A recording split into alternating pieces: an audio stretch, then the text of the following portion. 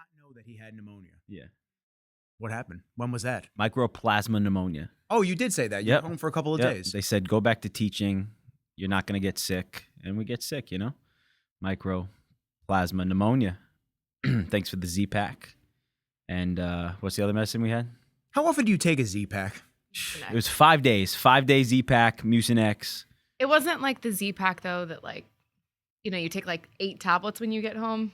It was just like one at a One time. a day. Okay. That's good. I don't take antibiotics ever. No. I don't really take medicine. So when I had staph, that shit got knocked. Oh, yeah, I didn't tell you that? God. Yeah, I had staph in my beard. That was awesome. In here. My beard was burning. Like, what the fuck is going on? I had no idea what was going on. How'd it feel? Burny and itchy. Burny and itchy. And yeah, honestly. And so I shaved because I wanted to see what was going on because I had ringworm a couple of times the couple of months leading up to that. And I looked in the mirror and I went, oh, kind of looks like ringworm, but okay. So I stopped going to jiu-jitsu and I started just lathering on Lotrimin because that's what you have to do on the ringworm because it kills it after once you treat it for I think it's 3 or 4 days. Once you treat it, I'm looking at him because he lays down every single time and then he kicks the tripods without fail. Why is your foot always on the tripod? Hi, baby. He just wants some loving, baby. Yes, be a lion there. There he is. So after like 4 days, you're not contagious anymore, but you still want to apply and then go back once it's gone. Yeah. So I was just applying it like cake on my face 2-3 times a day. And then I moved. And then as I'm in the process of moving, it's like getting flaky and crusty. Wasn't good. It just wasn't a good situation. So I went to the dermatologist and he didn't even want to touch my beard. No. I'm like, come on, bro, put a glove on, just touch it. And he's like, yeah, no, it looks a little like staph. I go, come on, bro, just put a glove on, be a man, like get in there, touch the staph. I'm paying this copay. I'm paying this copay. It feels like a down payment. Yeah. How much is it? I'm like, please, bro, just like touch it. just touch it. So he wouldn't touch it, but it's not the first one. But anyway, so Yeah. so then I had to take a antifungal pill, which is hard on the liver, evidently. He said it wasn't. I'm like, another doctor that just says, no, you'll be all right. Yeah. Take this. Yeah, take it. Nah. We rarely see that side effect, but online the forums are like, no, I hurt my liver, isn't that? So I took the antifungal and then I took an antibiotic for the staph. But because I never take anything like that, it was cleared up 3 days. It was gone. My beard was clear. I was, holy shit. No more flakes. Nothing. It was great. I was getting nervous, man. It was getting creepy. From jiu-jitsu? Yeah. Yeah. Yeah. Just rolling around all the time. Yeah. I mean, unfortunately, staph and these fungal infections can live on your skin for 10 days. They could take to like actually happen. So sometimes you don't even know. You think that it's from the night before when you rolled with somebody and it's like it could have been a week ago. You have no idea. And unfortunately, a lot of people are covered up unless you do no gi, which is just the rash guards. But a lot of people are covered up in the gi, so sometimes they don't even see if they have a little spot of ringworm on the back of their arm unless somebody goes, yeah, yo, get that checked out. So it sucks sometimes, but that comes with the territory of what it is. Everyone's got their own issues inside of their respective sports. With baseball, I mean, it was just everyone had their own equipment, so there wasn't really anything like that. Own bags, and that was it. I mean, we had our gloves. College provided obviously bats and all that stuff, helmets. So we did share stuff like that, but no, for the most part, I mean, we had our own stuff. It was ours. Hockey, I could imagine. Hockey's disgusting. I feel like the hockey funk jumps bag to bag in the locker room when they're out playing. It's just like the funk manifests in the center and it just goes back to all different bags. Like, I'm gonna go home with this guy. I'm gonna go home with this one. Growing up, my cousin Matt played hockey and he played like what was equivalent to like independent baseball, but he would travel all the time. And I remember we'd go over for holidays or just go out to hang out with him. Anytime we were in the garage, it would stink. And I'm like, what is that smell? He goes, it's my goalie gear. And he was a goalie. And I was like, what the heck is this smell, my guy? He goes, yeah, this is it. I was like, do you clean it? He goes, yeah, that is cleaned. I was like, whoa. That was like the paintball stuff. Yeah. That was like some of the paintball gear. Mhm. If you didn't clean the paintball gear, the paint would just get funky. And then on top of it, sweat and everything that's already like in there. So I'm actually genuinely shocked I never got any type of an infection from that stuff. But what about softball? No, right? Same thing with No, baseball. Same thing. It was, I feel like we were in middle school, high school, all of us, I guess, when like MRSA broke out for the first time. Everyone was freaked out about that in the locker room, but that was it. I mean, nothing. We had our own stuff. Yeah. Yeah. Jiu-jitsu. And you're not like trapped in equipment sweating, like you can breathe. Sharing funk. Yeah. Sharing Exactly. funk. Yep. The longest piece of equipment you have is your glove. Yeah. And then you're washing your uniforms. Short period of time you have a helmet on. Yeah. Well, that was one of the big problems with me when I had my last apartment is I had no washer dryer in there. And because it's like a ticking time bomb, you have to, if you put the gear, same with the hockey, if you put the gear away and you don't clean it instantly, it starts to roll over after days and then the funk bakes in. Yeah. So there was a couple of times where I had rash guards that you clean it and it smells perfect, like clean as hell. Mhm. The second you start rolling and sweating in it again, that original funk smell starts coming out and you go, oh, that's me. That's the rash guard. So the secret, if anybody's listening that doesn't know the secret, Johnny, shouts to Johnny, black belt Johnny at the front desk. Shout out to Johnny at the front desk. He's a beast. Yeah, Johnny at the front desk and on the mats beating everybody up. Yep. He told me, well, you want to get a big container, drum, whatever. I got the Yeti that you use for like baseballs for pitching practice.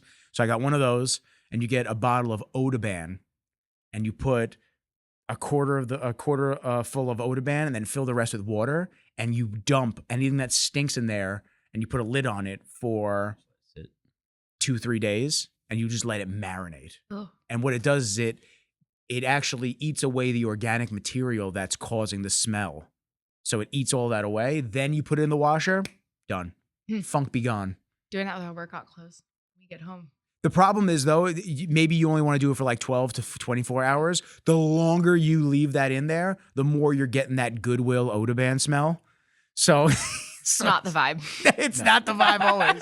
No, I like a nice lavender. Yeah. Even though it's probably endocrine disrupting, but I like a nice lavender or something. Like let me live, damn it. I want to just smell like a Smell fresh good. meadow every now and then. I want that Christmas vanilla flavor. That'd be. There's a Christmas vanilla detergent. Yeah. It has to be. Somebody I has to didn't make know it. about this. Is Oh. there? No. That's what you want? I want You want it. your clothes to smell like Christmas? Like right this second, right now. Christmas vanilla. Christmas vanilla, I did get or maybe some- it's like sugar cookie. Maybe. One of them. Do they have it? Buff City came out with Well, that's- Christmas scents. Well, that's what I'm talking about. Buff City. What's Buff City? It's a Listen. soap company.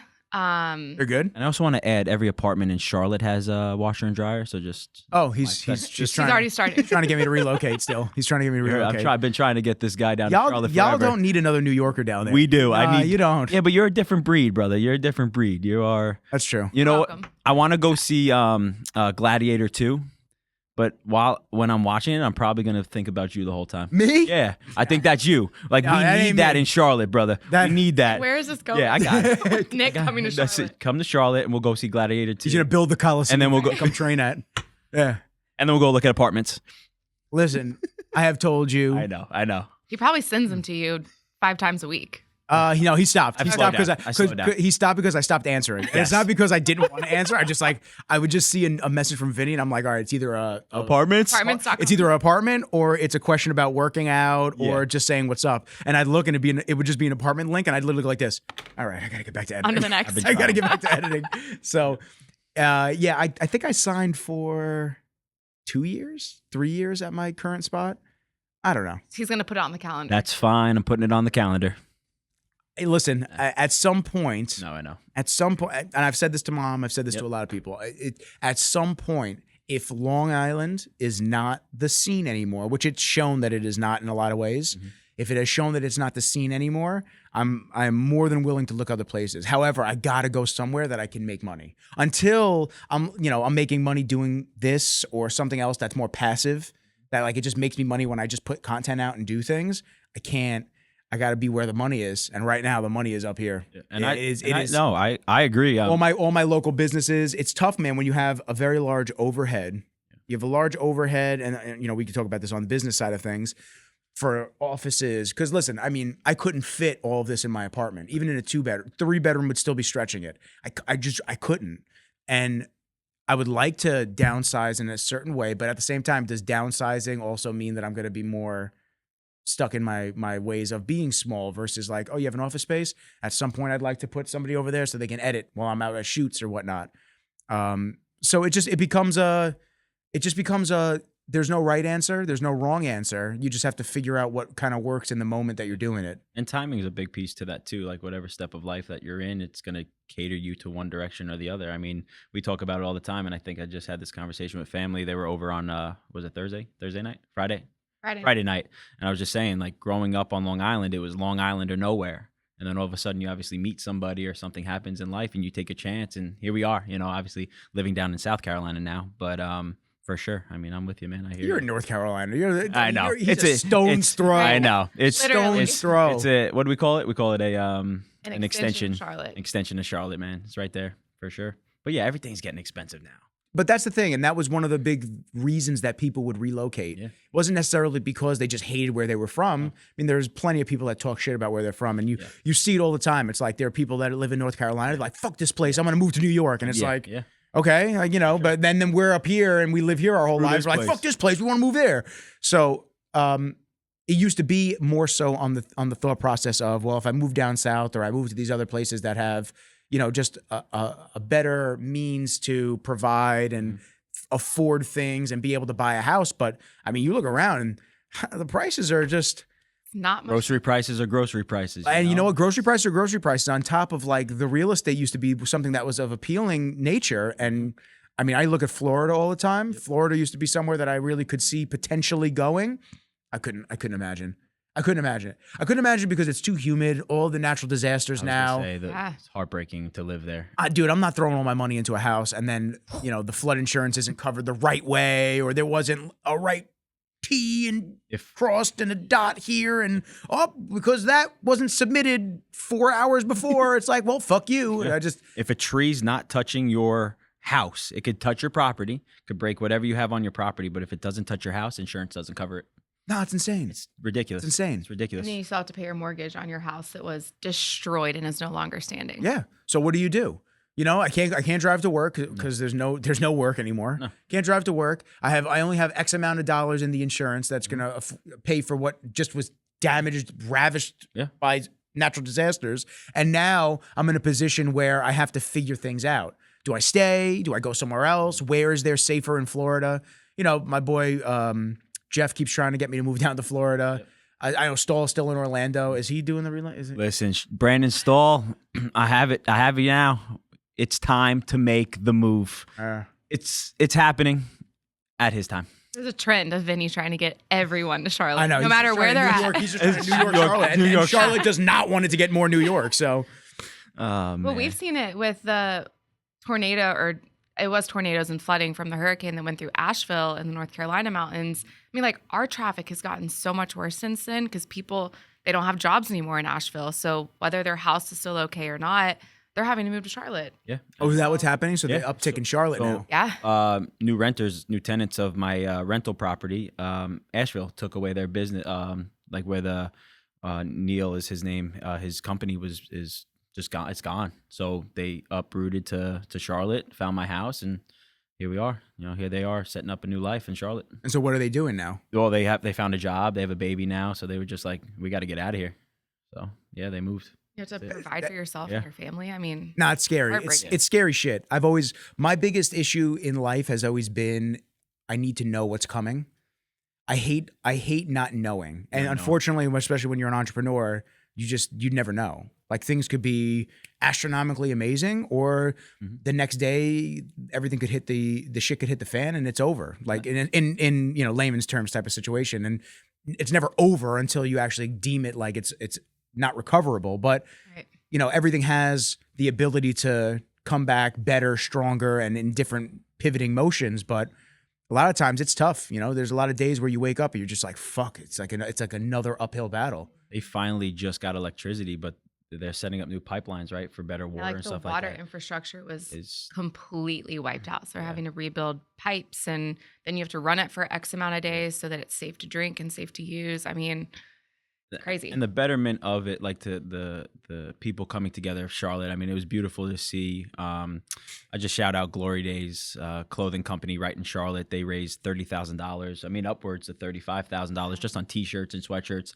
And then we had what was the name of the concert? It was Concert for Carolina. yeah, Luke Combs, Eric Church, like some big country artists came together and they raised, what was it, $25 million, and all that money's going for support.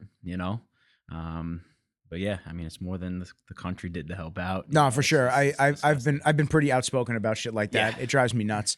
And unfortunately, you get people that defend that type of situation, and when they defend it, they go, "Oh well, the budget is allocated that they're getting for other countries. The budget's allocated to give them that." It's like, why are we giving? Regardless, I don't care what budget. I don't care what the fucking budget is. Mm-hmm. Why are we giving money to other countries when our people need it? Hawaii, Asheville, Florida, Tampa, like all these places, they need the money more currently. So I don't care if the budget allocates $1 trillion for outside spending to other countries. First and foremost, Andy Frisella says it best: unless our country looked like Dubai, and okay, some people listen to that and they'll go, "Well, it's built on slave labor." It's like, okay, let's take all that shit out of it. Let's take any ethical, moral, whatever. Let's just say, unless our country looks like Dubai, clean, safe to walk around, like it's an awesome place. And if you haven't been there, I felt like I could leave my camera gear, no lie, outside the entire night and it would not have moved.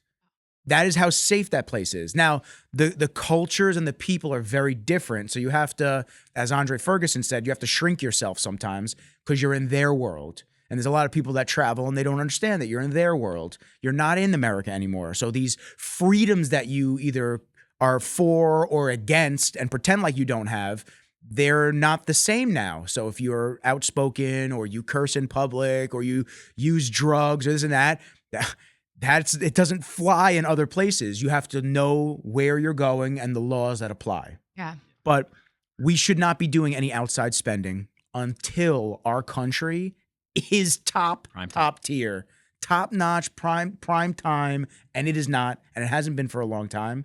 And we need to get back to a sense of right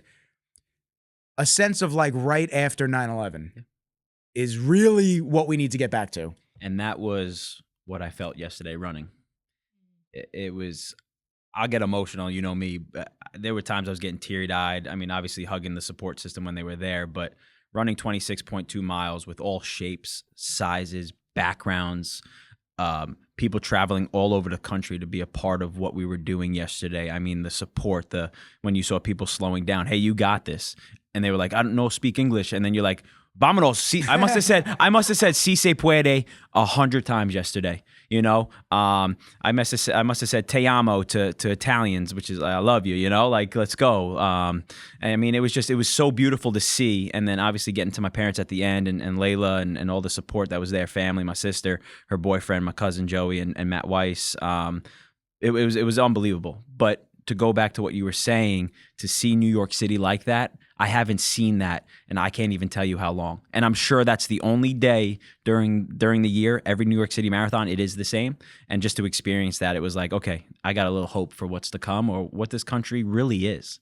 But it's just a shame to see that politics can separate the true values of a human being. Well, one of the issues that I've noticed over time is that we can't have conversations. And when you try to have a conversation with somebody in general, unless if they're so far in the opposite direction of what you believe in, they just look at it as like, well, we're never going to get anywhere anyway. And they scream and yell, or they shut down, or they don't allow the conversation to happen. And it becomes a real struggle point. After 9/11, nobody was black, white, anything. Everyone was just citizens of America. And it was awesome. Like, we were all Americans. Like, we all looked out for each other. Somebody needed to sit down on the bus. People were getting up, this and that. And unfortunately, once you have policies in place that really erode society from the inside out, you're seeing a lot of that now. The things that we're looking at now were things that were enacted 10 years ago. 12 years ago, not yesterday, not a week before, not anything like that. This is stuff that has happened, and the people that have been put into place, and slowly but surely. I mean, that's really that's how cancer works in the body. That's how it works in civilization too. So when it comes down to it, we have to get back to a place of like scrubbing everything clean, cleaning house, getting the right people in play. And listen, everyone's going to believe that their person is the right person. I'm big on track records. Yeah. So to me, it's like if the track record ain't there, I don't know why we're having a conversation. So like that's kind of what. And if you don't understand why we're having a conversation, we'll inform you. But when we inform you, don't get crazy. Like just don't get crazy. I've sat with plenty of people that have opposite viewpoints of me, and my biggest viewpoint is I fucking hate the government. I want them to stay out of my damn business. I can't stand them. They do nothing but overreach and take as much money as humanly possible. And because it's us and fuck you, nothing ever gets done on home soil. I have a problem with that. I agree. I don't care if you're Democrat, Republican. It does not matter to me. If you are somebody that's backdooring shit, which there's a million of them, if you've got into public service and you are now a multi-millionaire with generational wealth, you know how hard it is to build generational wealth that your kids are set?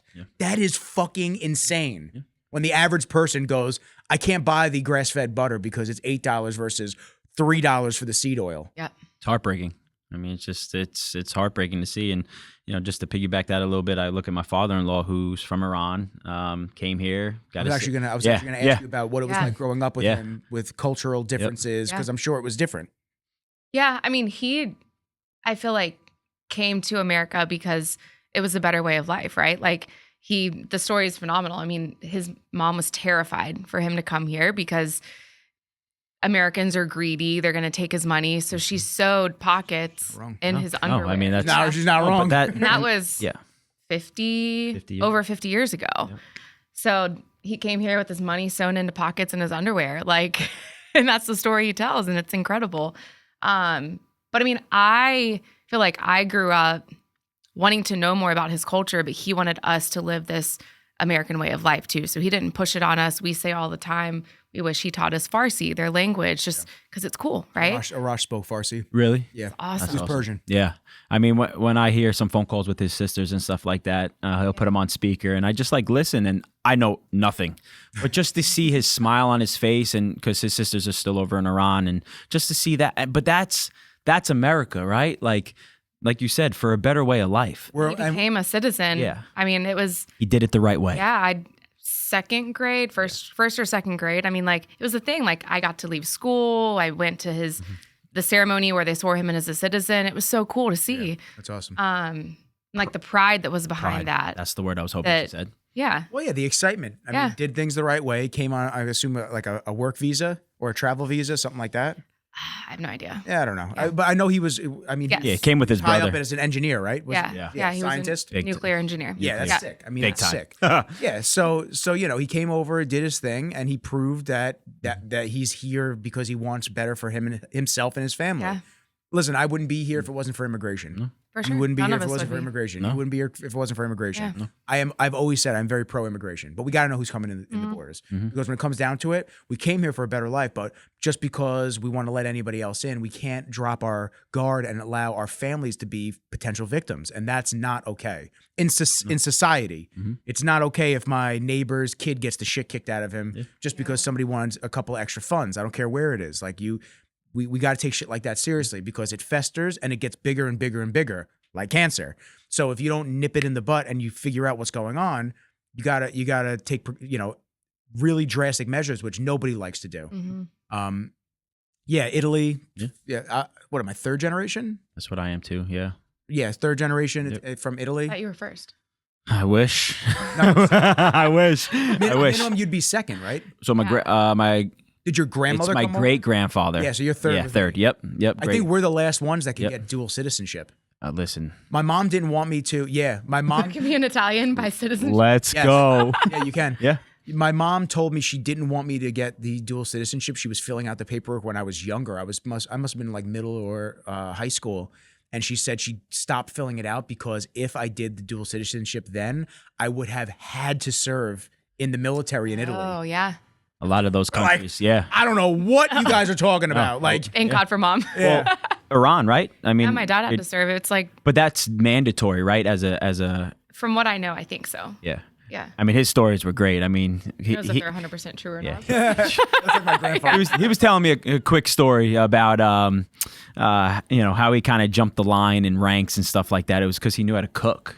And, he made some kind of chicken dish and was able to rank higher. He was able to sleep longer and stuff. But, I mean, just... Chicken must have slapped. Yeah. That Something shit about must that have chicken. slapped. My favorite dish from him now is his kebabs. I mean, he gets so happy about that and stuff. And just, again, being part of those traditions. But that's what America is, man. And it's so frustrating, right? My grandfather's a POW, and you have background in that stuff. You know people, and Far too many people in military forces, and my grandfather served in the Korean War. Yeah, my grandfather hid behind the lines. My grandfather was part of the band. Yeah, hey, he knew he served. He served. But he knew he was like, oh, I'm gonna be in the band. Yeah, but you're there. With you know. pride, No, listen. At the end of the day, if the camp gets infiltrated, they put the gun in your hand and say, "Go fight." Yeah. So, and that's the piece, man. Like, come, but serve the country for value. What do you bring? Mr. Tafazzoli, my father-in-law, brought values, and he brought it down to Laila and Matthew, my father-in-law, and now they're tremendous people of our country, and true Americans now. But it's just it's upsetting to see, it's tough. I think it's just the degradation of society as a whole. Yeah, that's the problem. It's the lack of morals, lack of just judgment on upon people. I mean, you see what people do for money. I don't have to. I explain it every podcast. OF. I'm not going to go into it again because everyone's pretty much understanding on my viewpoints on that. But it's just, listen, there's a lot of people that'll say, "Oh, get that money, like whatever means necessary." Okay, $2.99. Yeah, really? Okay, that's all we're doing. And then you sit there and you wonder why you're treated as a commodity, as a service. Instead of like a human being. Well, it's because the dude tried to take you out on a date. He treated you real good, this and that. And then you're selling yourself online for anybody to see for $2.99. Yeah. Internet's forever, sweetheart. Guys too, yo. Some of these dudes have no morals either. No, guys too. Like this isn't just a shame girls that do OnlyFans. This is like anybody. Like I think that was a tipping point of society just not giving a fuck anymore. And people just and the loosely used word of model at this point in society. I don't know. Model used to be like a glorified title. And it's not even because of like the extreme beauty, but it would be these people in high places and all this stuff. Now, it's an OnlyFans model. It's a girl that just shows her butt for $2. Okay. Yeah. I think the story. I'll go back a little bit. I think the dinner table is very important. And what do I mean by that is like coming home from work or school or a ball game and being able to sit with mom and dad, or if you don't even have mom and dad together, mom or dad, whoever it is, like it starts at home.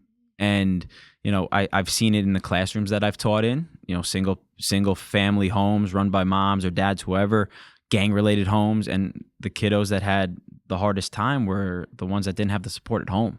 Just being able to have a mentor or a role model or somebody to look up to, whether it's a cousin or an uncle, whatever it is, but like family and the foundation and like you said, morals being taught from the start, it seems to be lacking. I don't know, because divorce rates are so high. I don't know what it is, but it seems that there's a lack of parenting and teaching. We're not yet, soon, but I just found out one of my friends. I can't say yet. Yeah, it's okay. I'm actually the only one that they told. Hey, his wife called me. She's just like, awesome. I needed to tell somebody, and you're just the one that I needed to tell. Yeah. And I don't want to blow it because I know they do listen, and I don't know if any of my friends or family listen. So good. But they just found out that they're expecting, and it's awesome. It's awesome. That's incredible. And this is a girl who didn't want kids when they first got into the relationship because she came from a kind of like an fucked up home. Yeah. So she just said, I don't want to do that. But I told her, I said, now look at it in the light of you're able to now do the things that you wanted or needed as a child versus what your father, mother didn't do or did do that was bad. Like fear of replicating it. Yeah. I mean, listen, I don't want to be like my dad. Yeah. I just don't want to be like my dad. It's a year. I've said it a couple times every episode. I heard it, yep. It's almost a year that I haven't spoken to him now. Yeah. Followed me on TikTok the other day, but he won't make a call. No. It's okay. No. you'll die alone. And it sounds harsh and No. sad, but you'll die alone knowing that your son didn't want to reach out to you because of the actions that you've done over your life. Who wants that? No. That's fucking crazy. That's your offspring. Mm-hmm. You should be amped. You should be excited Yeah. about what they're doing. Look and what this he's and that. doing. Yep. You know, and instead of doing that, you just let your own misery poison your mind and you live and fester in it. Okay. You know, it has taught me a lot in terms of what I don't want to do when and if I eventually have kids.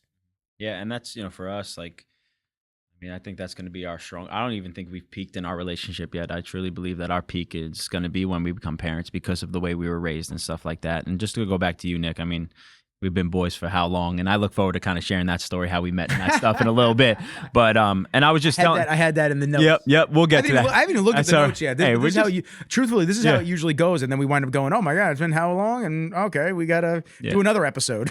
But, and I was just talking about it with Mama O. I was just saying how strong your strength and your resilience to overcome that. I don't know what I would do without my father and having him to call.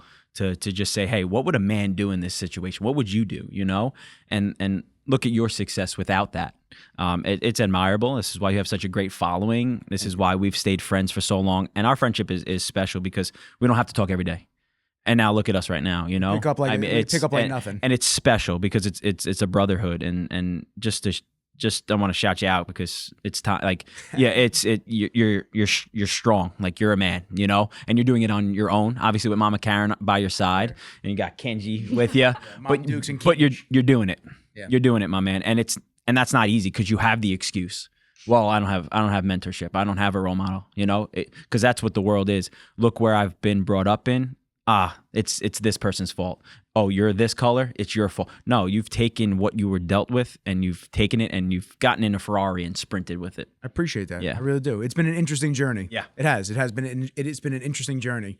And there were definitely a lot of opportunities along the way to fuck up and get fucked up. That my weight was one of them that I had to come back from. That was something that was a big challenge. When we met? Yeah, I think I was at the You were heading. I was heading up again. Yep. Yeah, because I had gone down and then I was heading up again. And, we could break that down. Yeah. But it was, listen, I've said it a couple times prior. I had my father's family hated me and my mom because I was my mom's kid. And because of that, it was always a very bad struggle to assimilate into the family. A lot of nastiness, a lot of animosity because they didn't like my mom. They made it about my mom divorcing my dad because he was a nasty person and became somebody that she did not marry. And the problem is he got diagnosed with multiple sclerosis, and they made it about she divorced him over those years because he was sick, and that wasn't the case. He started indulging too much in drinking and drugs and not taking care of himself, and he was nasty around me as a baby, and she did not want that for me to grow up with in the house. Yeah. So she took a very tough choice and decision that unfortunately, a lot of families don't make at times, and they stick it out, and the kids wind up even more fucked up than if they had just split up. And she cut it off. So the unfortunate side was having to grow up and go to his house and try to go to family functions and fit in, and I never fit in. Yeah. I used to get put in the basement, and there was a lot of things that really could have fucked me up bad. And I'm sure there's lasting effects of it in my psyche and internally, but it's nothing that appears on a daily basis where you're like, oh my God, this guy's so deranged. And what did he grow up like? So, living that, and I got a lot of support from my grandfather, my mom's father. He helped a ton. He helped raise me, essentially. He was more of a father figure than my own dad was. And it's not to say that my dad didn't try. He did try. He tried the best way that he could, which mostly was buying affection and then just like not giving like the real shit that a boy needs. Like I used to cry because I wanted to have a catch with my dad and like actually do physical stuff. Number one, he just didn't want to, but number two, he was also sick. So as I was getting older, he was progressing in the disease. So he couldn't walk as freely as he used to. So it was really an uphill battle. It was for a long time. And I moved a lot. I had 3 different times that I moved. I moved from West Hempstead to Melville to Plainview. And it was like starting over each time with new friends. And it was a very weird thrown into the mix type of a scenario. So it created, I guess it just created the echo chamber of just me to constantly just keep rising to the occasion. I guess that's why I do good at owning my own business, even though there's like multiple days where you just go, I'm sure you've been the same way. I'm done. I want a 9 to 5. Yeah. All I want to do is go work at a Starbucks and just go work my shift and fucking Clock in, go home. clock out. That's all I want. So I'm grateful for everything that has happened in life, the heartbreaks, romantically, the heartbreaks from family and whatnot, and it has created a perfect storm in some sense of just making it so I'm very self-sufficient. Bro, it's quiet. It's quiet by me. It always has been. Mm-hmm. I was an only child. Yes. My entire life. Not that I would be, just Yeah. I had said that before. Yeah. And then somebody just goes, "What do you mean your entire life?" I'm like, "Yeah, Yeah. you know what I fucking mean." I've always been an only child. Yep. So I grew up in my mom's office. So like what you hear here is what I grew up with. Like in an office building, I did a couple of little sports here and there, but for the most part, it was always like listening to business calls with my mom, with my grandfather, or by myself, reading my books, hanging out, just doing whatever. So, there's a lot of people that, especially on the romantic side of things, I've been single since 2018. Yep. There's a lot of people that are just like, don't you want somebody? Don't you this and that? And it's like, yeah, I do, but I'm not going to just allow anybody to come in and not disrupt my peace, but potentially take that away if things aren't a cohesive match. Yep. So I'm willing to try, but unless somebody really like dazzles me, I mean, my place is quiet. Yeah. And I'm just used to it. Like if I wasn't used to that and I was used to having a sibling or people around me, I probably would latch on to, like, I see a lot of people that latch to relationships. These people that they're in a relationship. Oh my God, I love them. And then they're done after 3 months, 4 months. And then 3 weeks later, oh, I love them. It's like, bro, didn't you just have a girlfriend or a boyfriend for like 3 months and now you're on the next one? And it's just a constant rebound, as opposed to like, no, I'm just going to wait and see, what happens. And if somebody comes along and meshes, then we're good. But they just keep jumping to the next, because they don't want to be alone. Yeah. And they're used to that companionship. So I guess long story short, I guess all of that has led me to the point where it's like, you don't want to be alone, but you're cool with it. Like, it is what it is. Like, it's like, okay. God bless you in this dating scene nowadays, man. Holy moly. It's rough. I downloaded the dating apps again. Yeah. Okay. Trying to meet people, or just what's the? I mean, because again, right? You have so much to offer. Is it just because you're so busy, or is it so hard to find somebody? I think it's both. Yeah. I think it's both.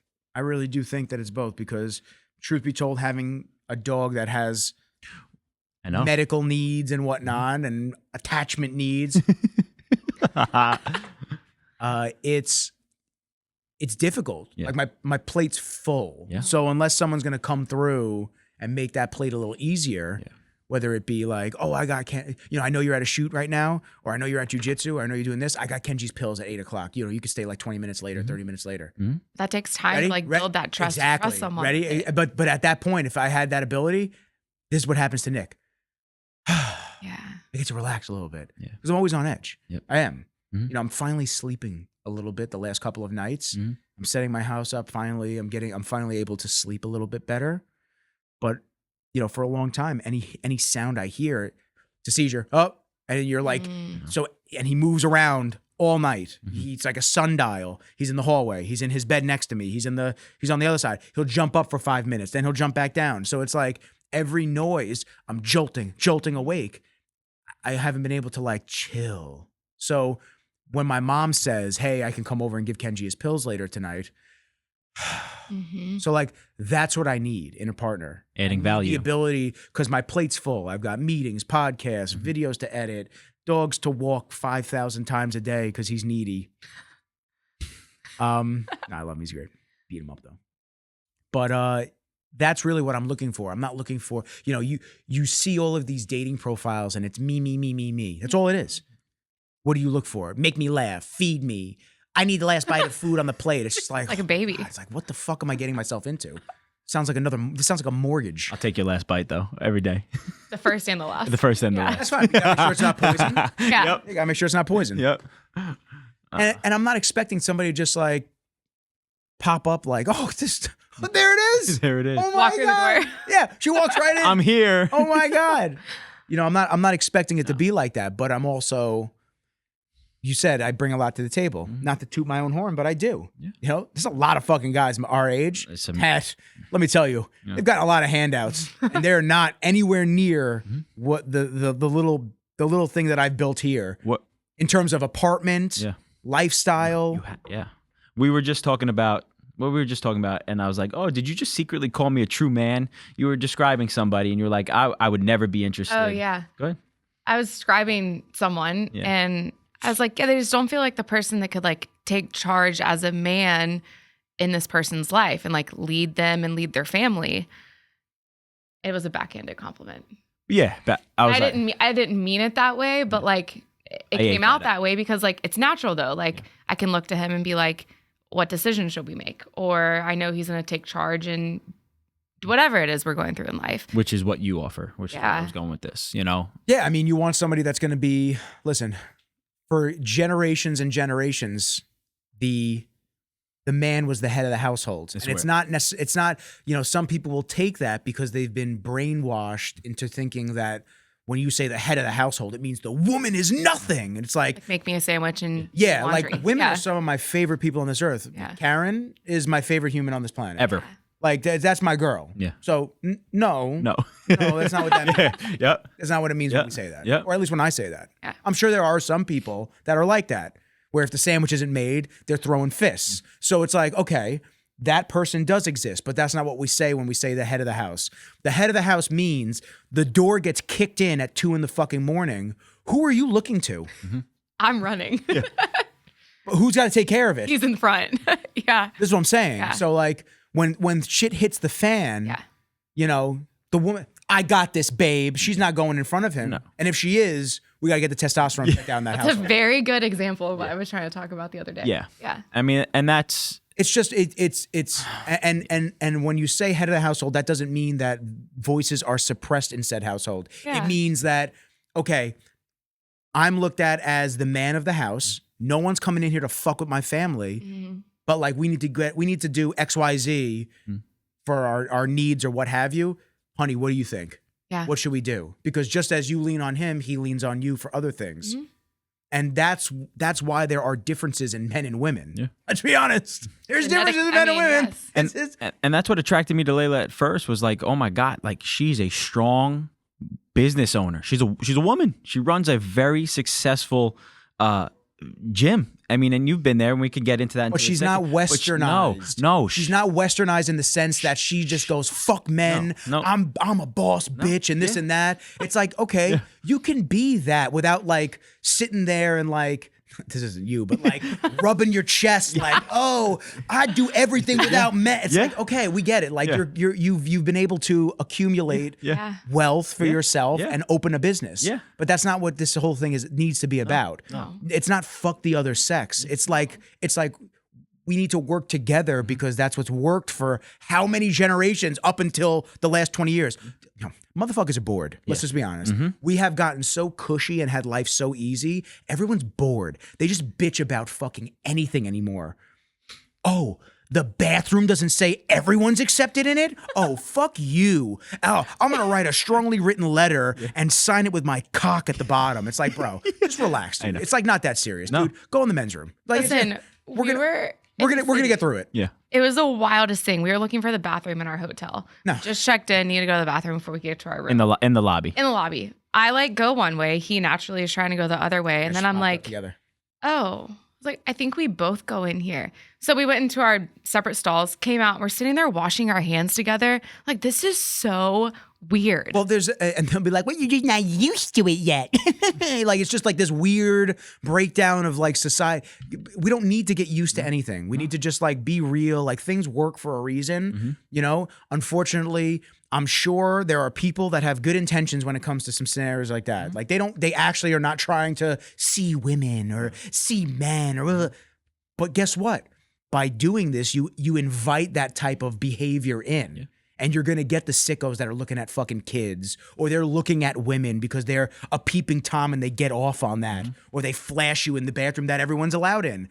It's weird. And although those cases may be, because they're not publicized, far and few between, I'm sure as if it goes unchecked, it becomes more and more common. That's fucking weird. Yeah. It's just weird. There's differences between men and women. Let's just be real. Like scientific differences, biological differences, like everything. There are differences. If you feel uncomfortable in your skin, do whatever the fuck you want to do. I've always been a proponent of that. I had Alex Talinka on my podcast, a female that transitioned into a male years ago. He transitioned before he hit puberty as a female. So you wouldn't be able to tell that Alex was ever a female, ever. And he's very open about everything. They did psychological testing on him. They did everything to ensure that it was properly done that way. That is not happening for everybody. No. Alex is very outspoken about these things. He's also outspoken about like having the conversations and not feeling weird about talking about them. I mean, my podcast with him and John Panetti was great. I just said, so like, what's going on down south? Like, I just need to know. Like, I'm just curious. Like, do you, and he said, I just haven't gotten the bottom surgery. So I still have a vagina. Like, if you feel uncomfortable in your skin, do whatever makes you happy. Yeah. The issue that comes up that I see as I'm looking at X and just watching people's reactions to things, the issue that I'm seeing more and more frequently is the pushing of their beliefs on everybody. Let me be real with you. And I've said this multiple times, and then we'll get off this topic because I want to talk about you at the marathon. Yeah, you're good. Let me be real with you. If this person hates another person because they're gay, because they're bisexual, because they're white, black, Asian, whatever classification, if they hate somebody based on that, I can almost guarantee that your teaching and constant re-education and pushing it in their face is not going to make them not hate you. It's going to make it worse, unfortunately. And then what you're doing is by constantly pushing this narrative of like needing it to be in everyone's face constantly, you're making the regular people get irritated because we never didn't accept you. We just wanted you to do whatever was happy for you. Like whatever made you happy when we wanted you to do that. But the problem is that and it's not even the majority of people. It's the companies, it's the corporations that get off on a whole month for this cause or that cause. And it's like, they go, oh, well, look how inclusive we are. It's like, bro, just treat everybody like fucking people. Yeah. Just treat people like people. Because the more we keep classifying it as you're white, you're black, you're trans, you're gay, you're this, you're that, the less we get away from the original reason we started this topic, which was, you're not an American. Yeah. You're this, you're that, you're that. Just because you're all of these things doesn't mean you're not an American. Yep. You're human. Yeah. At the end of the day, you're human. Yep. And like you said, it's the pushing from both sides, and like you said earlier, the government, side. it's disgusting. And, if we can get back to, like I said, the at-home life and making that stronger, I don't see these issues, staying forever. I mean, I think social media and the cell phones have caused so much issues. They've caused a ton of issues. I mean, I've spoken disgusting. So much about them. They've caused so many issues. I feel worse the unfortunate truth is because it's an election year. Yep. Because I've been on it far more than I care to admit. Yep. Just like watching, reading, this and that, seeing articles and this, just staying up to date with everything. I find the more I'm on my phones, which this is my main phone, and then this is a private phone. Mm-hmm. So like everyone gets this number type of situation. This has no social media except X, which I have to delete on there. But I've found that the more I stare at these screens and my phones, the more unhappy I am in real life. Mm-hmm. Yeah, I'm like anxious and I don't sleep as well, and you feel cloudy. Yeah, you feel cloudy. Yeah, you just feel.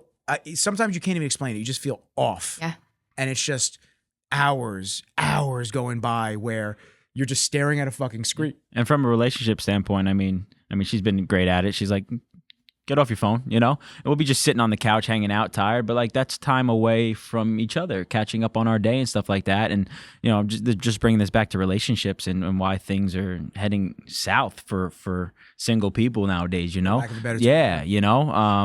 I mean it's valued time that's taken away because you're trying to catch up on this nonsense that's just in the palm of your hand all the time. Well, think about it in the terms of like we're trying to catch up with constant news that we don't need to be caught up with.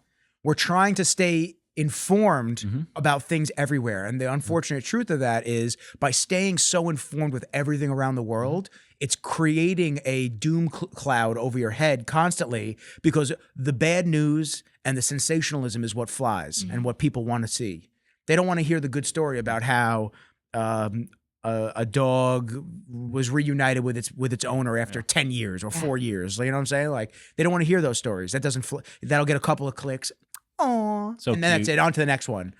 Oh, this just in. This dude was executed for dipping his tea the wrong way in Spain. They're like, what? And, they're like, and everyone just gets fucking crazy. It's like, yo, like the was he gay? comment section. Was he this? Was he that? It's like, oh my God. It's like, everybody just relax. Like, our parents grew up with the newspaper. You read that, you closed it, you went outside and did whatever it was, work, play, whatever it was. That was it. It was just the newspaper. now you have these anxiety boxes yeah. in your pocket all day. It's driving me crazy. AI, like, is it even real? Yeah, well, you start know? thinking that then it starts bringing into perspective of like the simulation theory of life. Is this all real or is this simulation? I know. I mean, That'll stress you the fuck out. That's- we'll need When you to- start really diving deep into those topics and how like at the root of certain things, it's binary code. And you start going, oh, like the cells are binary code. And you start looking and you go, Makes you think. You know, when you died, you just wake up out of the computer and it's just like, hey, thanks for trying this game out. And you're just like, what just happened? Yeah, that's what I'm saying. It'll stress you the fuck out. I haven't drank in forever, but we'll need an espresso martini for that conversation. Dude, I broke my sober streak. I told you. Yeah. I broke my sober streak. And I'm worse off for it. Yeah, that's how. I should have stuck it out for 2 years. That's That's okay. No. Truthfully, honestly, it was well deserved. Yeah, it was good. It was fun. I had a couple of beers and I hung out and that was it. A couple of beers here. I literally I went to this beer distributor and I loved getting like craft beers. Yep. And I went and I got a bunch of pumpkin style beers and I got two 4-packs, so 8 beers total. Yeah. Okay. It was like $40-something. Yeah, Oh my God. I was like, yo, who is paying this on a regular basis to drink like this? That is crazy. But I said, all right, fuck it, whatever. So I bought it and I got this Imperial Pumpkin beer from Sand City, which is a Long Island beer distributor or a brewery. And I had one. It was 9% alcohol by volume. I had one. I started texting people. I was like, yo, I'm sloshed. Toasted. This is fucking crazy. I haven't been sloshed like this in a long time. I was 16. This is crazy, dude. Oh man. So yeah, so I finally drank the last 2 of those this past weekend when I was playing Call of Duty. I said, all right, it's a nice little evening in. I was stressed from building the IKEA furniture all weekend. Oh gosh. I said, all right, it's time. And I had the last 2, and then that was it. Yesterday I had my last cheat day. It wasn't even a cheat day, but like I had my last cheat meal.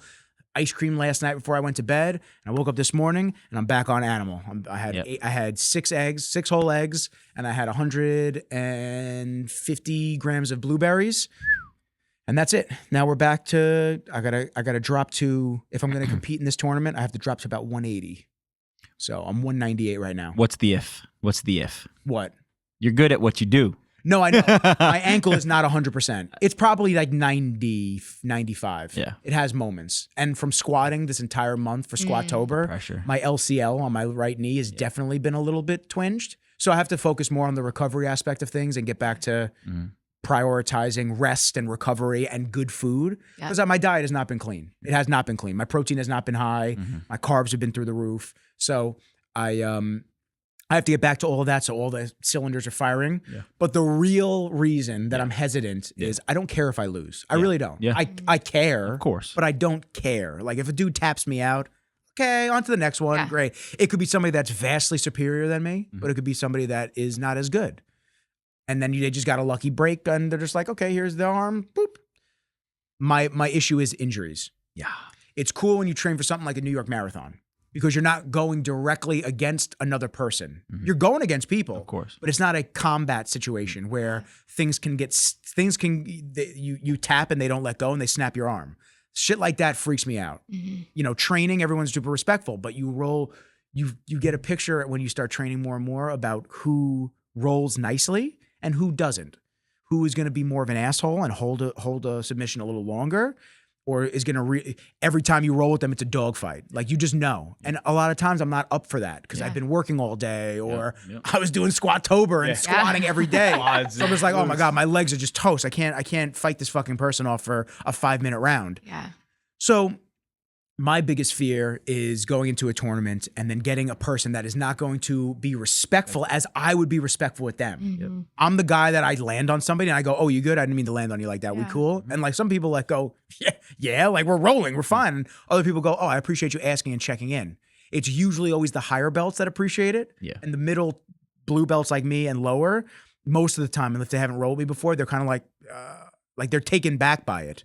And it's like, yo, at the end of the day, we could really hurt each other. Yeah. Bad. Career-ending injuries. Like a Kimura is when somebody basically puts the arm behind your back and they try to make it touch the back of your head situation. That could snap you. That could just destroy Done. your Yeah. shoulder. It could break your arm and your elbow and it could destroy your shoulder in 2 seconds. So it's like I always do submissions slow. Yeah. Give them a chance to tap. There are people in tournaments that won't do that. And They for want- what point? Well, because they want that plastic metal. Oh. They want that plastic metal. They're just like, oh, Gotta have the plastic. oh my God, it's my local tournament. Yep. I gotta Yeah. be this guy. I gotta snap a motherfucker. For the Facebook post. The There's Facebook no money post. in it either. It's literally just You could go pro, but right at this 33 level. I'm 33 years old. Yeah. I'm probably not Yeah. gonna go pro. Right. I'm probably not gonna be able to compete at that high level. I'll be able to. I mean, listen, I'll be able to shake some shit up and do well. Yeah. But I don't think I'm gonna be able to, go against Gordon Ryan or these other guys that are the big guys, names of the big- sport. Yeah. He's also in a very different weight class Yeah. than me. So thankfully. So let me ask you this: you've always been an athlete. Always. You've always been an athlete. You really have. You've always been coaching or competing in athletics. Yeah. Baseball. Yep. College. Marathon running. That's new. Why did you choose to do the New York Marathon? Special. Because I'll be honest with you, yeah. it felt like so weird to hear Yeah. you say, "Oh yeah, I'm getting ready for the marathon." I was like, Yeah. whoa. It was weird to watch him run it. Like, I mean, yeah. I mean, baseball growing up my whole life. Obviously, played. Everyone starts with soccer, football and basketball. But obviously, through my family, my cousin Sal played collegiate, and I mean, it was just the love. There was the love of baseball. Growing up, New York Yankee fans. Dad has been coaching. He's still coaching at 60 years old. He started coaching at 20 when he lost his father. So, I mean, that was just in the family, in the blood. But I miss competing. They don't teach you, and this is a whole nother conversation, but once college sports is done, let's say you don't get drafted or go play a pro or semi-pro, whatever it is, it's done. You just sit there like, You're done. What's now? like that meme of like Yeah. the little monkey Yeah. sitting Yes. there. Yeah, like what's next, you know? And shout out to all my former college athletes. Like, God bless us, because it's like, it's done. This was not what our life was, but it was everything to us, And I was just looking for something to compete in. Obviously, we have the gym, and that stuff is awesome. The camaraderie there, you've been part of that and ISI, seen the shouts to energy. ISI. Yep. Dilworth. Big D, baby. Big D, Hey-o. baby.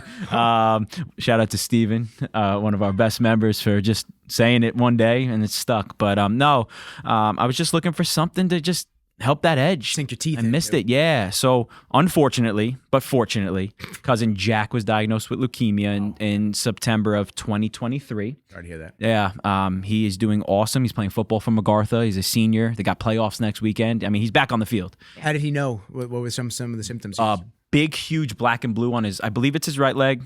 It might be the left, one of them. But he couldn't walk. Like in the middle of the night, something tightened. He rolled over to get up, and I guess he fell or he just couldn't walk. He's like, Dad, to my Uncle Joe. Like, crazy. yeah. And so he rolled his pants down. And he had this big black and blue. If he didn't recognize that, who knows what happens? And he's like, my uncle's like, we're going to the hospital. Jack, we got to go. And this is my Jack. This is Jack. No, we ain't going to the hospital. I got a game in 2 days. Yeah. Thank God they went. They found out it was leukemia. Don't know how, like, the big severity of it, but it was bad, obviously, any type. Yeah, that's my uncle passed away. And he stayed there for I believe it was weeks. I remember getting the phone call, just finished working out at the facility, and I came in crying. I was like, leukemia? Like, how bad can it be? I had no idea. My dad called me. Jack's got leukemia. Hello? What? What does that mean, Dad? Like, what's the recovery? What How are we old is doing? He's 16. He's a senior at MacArthur. Yeah, I mean, unheard of. What did they say was the potential reasoning? He's one of one. It's just birth. Super just, rare. Yeah, it's DNA. He's had it since birth. No, technically? no. Well, like yeah. festering in like, Yes. the system. Yep. So he's 1 in 1 million and something. The case that he got, or the kind that he got, or has still, because he takes pills monthly, is common in 75 and older. This is rare. It's also more common in twins, and he's a twin. Shout out to JoJo. Love you, buddy. Wow. His brother doesn't. I mean, he's fine, but yeah, They more test common. him? No, I don't. believe so. I mean, I could definitely check that out. But Yeah, check that out. That'd be interesting to see. Yeah. Because I would probably be like, if my brother got it, I would then say, what are the odds there? I want to just know the odds, and I want to get tested to make sure there's Yeah. nothing dormant or It can pop up. Yeah. And then, you know me, how can I help, right? Jack, what can I do to keep you motivated while you're battling this thing in the hospital? I mean, it was so cool to see the community of Levittown and the MacArthur High School football team. They were outside every day and stuff. With 59. Yeah, 59. I got his bracelet right here. Team Jack 59. That's his number. But I said, Jack, let's do something crazy. Let's raise money for cancer and let's see what we can do. He's like, all right, let's run a crazy marathon. I was like, dude, my thick ass and my big hips, we're meant to run from first to third, or 90 feet. We're meant to run 90 feet at a time. 360 if you 360. What is it? 384 times around the bases equals 384.2. Yeah, 384.2 times around bases, big field bases, equals 26.2 miles. This is what we were doing morning of the marathon. How many times would he have to run around the bases? Yep, that was my mindset. Had to relate it to something. So anyway, he's beating it, he's battling it, and shout out to my buddy John Welsh, who I ran first 16-ish miles, probably first 13 miles, first half with. He gave me a call, actually. It just was like perfect timing. He goes, you want to run New York City? I go, when? He goes, in 2025. I go, I'm in. Calls me the next day. He goes, we're in. For 25? He goes, no, 2024. I go, like now? Like springtime. Yeah, like how many months? Like 6? He's like, oh my God. I was like, all right, it's time to go. So, we got connected with the American Cancer Society. Awesome charity group. The energy in our the Facebook groups, the emails. We had all run coaches. We had a program. Did I stick to the program? No, because I'm a former athlete. My body breaks down if I work too hard and stuff like that. So we trained in a way that I would be able to start and finish. That was the goal, and to also not break down my body too much. Because we trained. He trained. I did not train. Listen, you were there for the 20-miler down in Rosemary Beach, right next to me, with the bike. On a bike. Yeah, but that's good. That's huge. I needed it. I did that with Marino when Marino was getting ready for High Rocks. It's huge. You need it. Marino was getting ready for High Rocks, and I couldn't keep up with her pace. Yeah. She was just. Yeah. I told her, I said, I don't run like that anymore since I stopped doing OG. I said, I don't run like that anymore. No. And try to find my paces. And I was running. She goes, oh, I just got to do 40 minutes of cardio. Not that bad. I'm thinking, I go, all right, 40 minutes. I got to run for 40 minutes. Yeah. Slow, steady state. Yeah. That's what I said. Yeah. I said, how intense? She goes, oh, not that intense. We're doing like a 740. What? That's amazing. Pace. I wound up doing like 3 miles, 2.5, 3 miles with her. And I said, just keep going that way. That's the way to the house. I'm not fucking doing this. We're all the way in Huntington Harbor. Yeah. She's like, you sure? I go, oh, so sure. I'm walking the rest of the way. I'm like, I don't run like that anymore. No. So, which I have to start running again to get it's funny, like not to derail, but the weights versus cardio, now that I got my strength back up. Yep. And I could have hit 4 or 5 for squats. Yeah. So I know. But I was tired. You looked good. I know. I was tired, and I said, you know what? Fuck it. I'll just stay at 365 for one. Yeah. But now the strength is over, but the cardio is back down. So I want to just get back to the middle. Yep. I mean, and I think that was the strength for me. I mean, to run 26.2 miles, again, it was mixed between sprint intervals during the week. Sundays, we would do track workouts, which if you've never run on a track before, I mean, just running a 5K is so hard. And then to hit the streets for my long runs, I felt good. The lungs were awesome. We trained them the right way. We'll get to the pneumonia piece again in a second. But just the way we did it, I never gave up strength training. So if you are a marathon runner and you can access a gym or like an OG, something that's going to push your strength, whatever it is, purebred, here on Long Island. For us, obviously, we have the gym at ISI. Don't stop strength training. You need it. My legs did not give up because of the strength that I had in the lower half. Obviously, if you can talk to yourself and clear that mind and just think positive, it's a no-brainer for somebody that wants to try it. But it was hard. I didn't want to run 16 miles on a Saturday morning in the heat. I didn't want to run 20 miles in Rosemary Beach on vacation, but it had to be done. I had to stick to certain protocol to get my body ready for what's to come. And the race itself, man, like I said earlier, it was unbelievable. Running over the Verrazano Bridge, the Queensboro Bridge, running into the Bronx for a second, and you're hearing New York play. You get into Brooklyn would go hard. Jay-Z was bumping. The energy was unbelievable, and it goes back to our conversation's been about. Like everyone came together. Yeah, people are people. I mean, it was, and there was no politics. Yeah, you saw signs, go out and vote when you're done running. Like, oh, dude, this ain't about voting today, you know? But age-wise, I mean, I ran with a 78-year-old. She was unbelievable. It was her 5th marathon. I ran with people from Israel, Italy, Spain, Canada. We met on the train on the way back. But everybody it wasn't, hey, what was your time? No, it was congratulations. You did the damn thing. One of my buddies texted me, 0.17% of the population will run a marathon every year. So like, I'm part of that 0.17 for the 1%. Isn't that crazy? Yeah. It's wild. Yeah. It's wild. When you see the statistics for the corresponding activities that you do, it's unbelievable. Yeah. There are statistics like that. I think it's something like for jiu-jitsu, there's something like 70 or 80% of people won't make it to blue belt. Yeah. So it's like, and you're there. You're there. Yeah. Yeah. Whoa. And then it's also motivating. So shout out to 2025 Chicago Marathon. We'll be back with the American Cancer Society. So I'm going to run again. Going to run again. Yep. He texted me. He's like, hey, I got into Chicago. Should I accept it? It's like, why don't you just wait and see like how New York goes? He's like, I already clicked yes. I'm like, all right, we're going to Chicago. The fee's done. We're going to raise more money for cancer. And that's the that's the motivation, because again, it goes back to who I am as a person. I've always wanted to compete in a, I want to win. I wish I could run a 2 hour and 7 minute marathon like the winner was, but that's not my body type. 2 hours and 7 minutes. What was your time? I was 5 hours and 12 minutes. What was my buddy Jake? Yeah. Jake ran yesterday. I mean, listen. Yeah. Jake is like pro lacrosse player for a long time. What's up, boy? Hi, man. Hello, Kenj. Pro lacrosse player for a long time. Yeah. And he's just like a freak athlete. Yeah. Jake. And the thing about Chicago is you don't have the bridges or the hills. It's all flat. So I will go for a PR there. Training now. I think nutrition we're going to lock into. Laila did an amazing job. So again, right, going back to the household, Laila did a phenomenal job with whole foods and, making sure the protein intake was up in the carbs. 3 hours and 9 minutes. God I mean, bless. God bless. That's unbelievable. Is that good? That's unbelievable. incredible. Is that good? Finishing Get the heck out of here. That's amazing. Yeah, finish time was 12:20. That's amazing. Wow. Yeah, that's amazing. insane. Wonder what time his heat took off, but that's unbelievable. Yeah, that's amazing. Yeah, he's the homie. Yeah, I mean, God Jake's good bless. people, man. I want him on the podcast just in general. Yeah, get on the podcast, brother. Yeah, Jake's the homie. His family's really good people. Yeah. They own a lot of they own the Qdobas. Okay. In Yeah. on Long Island, a lot of Sweet. Burger Kings. They're a restaurateur Yeah. type of franchisees. That's awesome. But, so the race is about to begin. What's Yeah. going through your mind?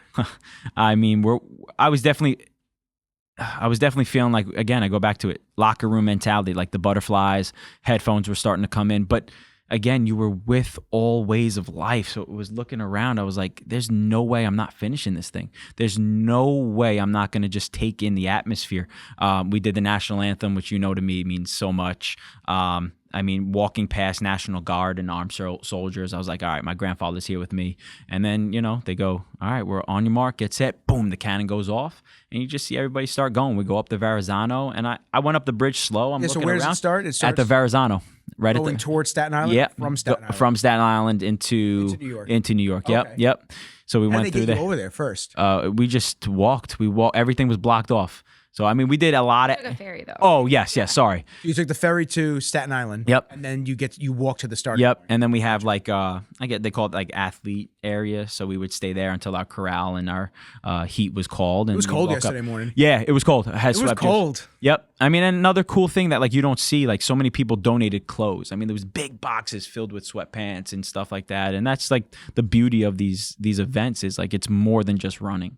The amount of money that the American Cancer Society, just one charity out of hundreds, we raised $1.5 million for cancer this year. It was a record. Yeah. It was a record. What seems like $6,400 that I raised was small, but it was the bigger picture. So the Jacks of the world will have more opportunities. Still blows my mind that we don't truly have a cure for cancer, which goes back into the medicines. It might be in there somewhere. Yeah, which. But hey, I'm not. I gotta do this. I gotta do the YouTube disclaimer. I'm not a doctor, so don't take my advice. I'm sure we have a cure. Yeah. The unfortunate side of that business, I feel like I can say the unfortunate side multiple times the podcast, but it's very unfortunate. Yep. The bad part about it is that without people being sick, these people are out of jobs. Yeah. As opposed to being preventative measures where, hey, don't eat XYZ. Hey, get exercise. Hey, go get sunlight. Hey, take your fucking shoes off and put your feet in the sand. Like, honestly, when I'm in here, I forget where I saw it on TikTok, but I call them foot prisons. I take my shoes and socks off. Spread my toes. Yeah. Got to just be dexterous and just feel that. Yep. You know, you go to like girls that wear heels all the time and their feet are just fucking scrunched. It's like, can't be good for you. No. You know, go touch some grass. Go walk out. Go walk around outside for a little while. Yeah. The simple things that have kept civilizations and people alive for long times, even though the life expectancy wasn't as long. No. But guess what? It's coming back down now. Yeah. We're going the opposite direction. We're trending downwards. Food. There's more sedentary lifestyles. The food is dog shit. Disgusting. Dog shit. But somebody will look at me and I say I ate 6 whole eggs and blueberries this morning. They'll be like, are you trying to have a heart attack? It's like, what are you talking about? Bro, you had like a box of cereal. What the fuck are you judging? What, are you out of your mind? But hey, remember, you know, that food pyramid that one time they put up that statistic and study that said Lucky Charms is better for you than a steak. That was during COVID, wasn't that? That was right after. That was wild. That was like a year or two after. But that was just to make a certain circle of people feel good about themselves. And that's an issue. That's not true. We've allowed the insane to run the asylum. That's what's going on in our civilization today. We have gone back on we have regressed so far in you don't want to bully anybody, you don't want to hurt anybody's feelings, you don't want to do this, you don't want to do that. And because of that, we just go, we pacify people. Like they're barking about how Lucky Charms are healthier than steak. And there's a lot of people that just go, oh, yeah, you're right. You're probably right. It's okay. Yep. But then another person comes along and starts barking with them and, oh, it's okay. Yeah. Oh, sure. Whatever you think. But the more that we do that, the louder that minority voice of like lunacy gets. And now it's 1,000 people screaming. You're just like, whoa, like, hey guys, it's not like that. No. And they're like, no, we're all together. You said. We're pacifying people and situations. That's what's going on. And the Food and Drug Administration is like one of the biggest things. RFK, bro. Listen, man, I know. I don't care who you like as your political person, but I'll tell you what, man, RFK, who is a Democrat, who was for a long time, that is the guy to come in and shake that shit up. Because I think they were just talking recently about taking fluoride out of all of the water if they get elected starting January 20th or some shit like that, making sure everybody stops putting fluoride in the drinking supplies. It'd be huge. Bro, fluoride, I think it's more prevalent in areas of lower income, which is fucked up, and poverty. And it has been known to cause learning disabilities. It has been known to cause different health impairments cognitively. Why is it toothpaste, all the drinking water, all this stuff? But then you get people that go, oh no, it's good for you. Yeah. And they put that on our teeth as kids. Like you would go in and be like, fluoride. It's probably in your toothpaste. Oh, for sure. Unless you get fluoride-free toothpaste, it's in your toothpaste. Yeah. And you brought up disabilities. Obviously, I'm now back in the classroom. Shout out to my special settings class, Pleasant Knoll Elementary School, one of the top schools in South Carolina. But you know, you talk to our parents growing up. Did you know students with special needs? Yes, but how many? 2. You know, now we have 4 classrooms in one elementary school. Well, that gets me very nervous to eventually have a family. It's like, listen, at the end of the day, I don't care if I have a boy or a girl. Healthy. I just want the boy or girl to be healthy. That's all I want. I've never been like, I have to have a boy. I have friends like that, and then they have 10 girls. It's like, there you go, bro. Like, you shot yourself in the foot. Like you got what you didn't want. Like I just want whatever child I have to be healthy. The problem is when we don't have, once again, we go back to not being able to have conversations, because the second you say, oh, I'm against all these forced, say, vaccinations, let's say, that's what you believe is the cause for a lot of the uptick in diseases and whatnot, and autism and all these learning disabilities. If you believe that, oh, you're anti this, you're anti that, and the mob attacks you, as opposed to you just being able to have an opinion. Yeah.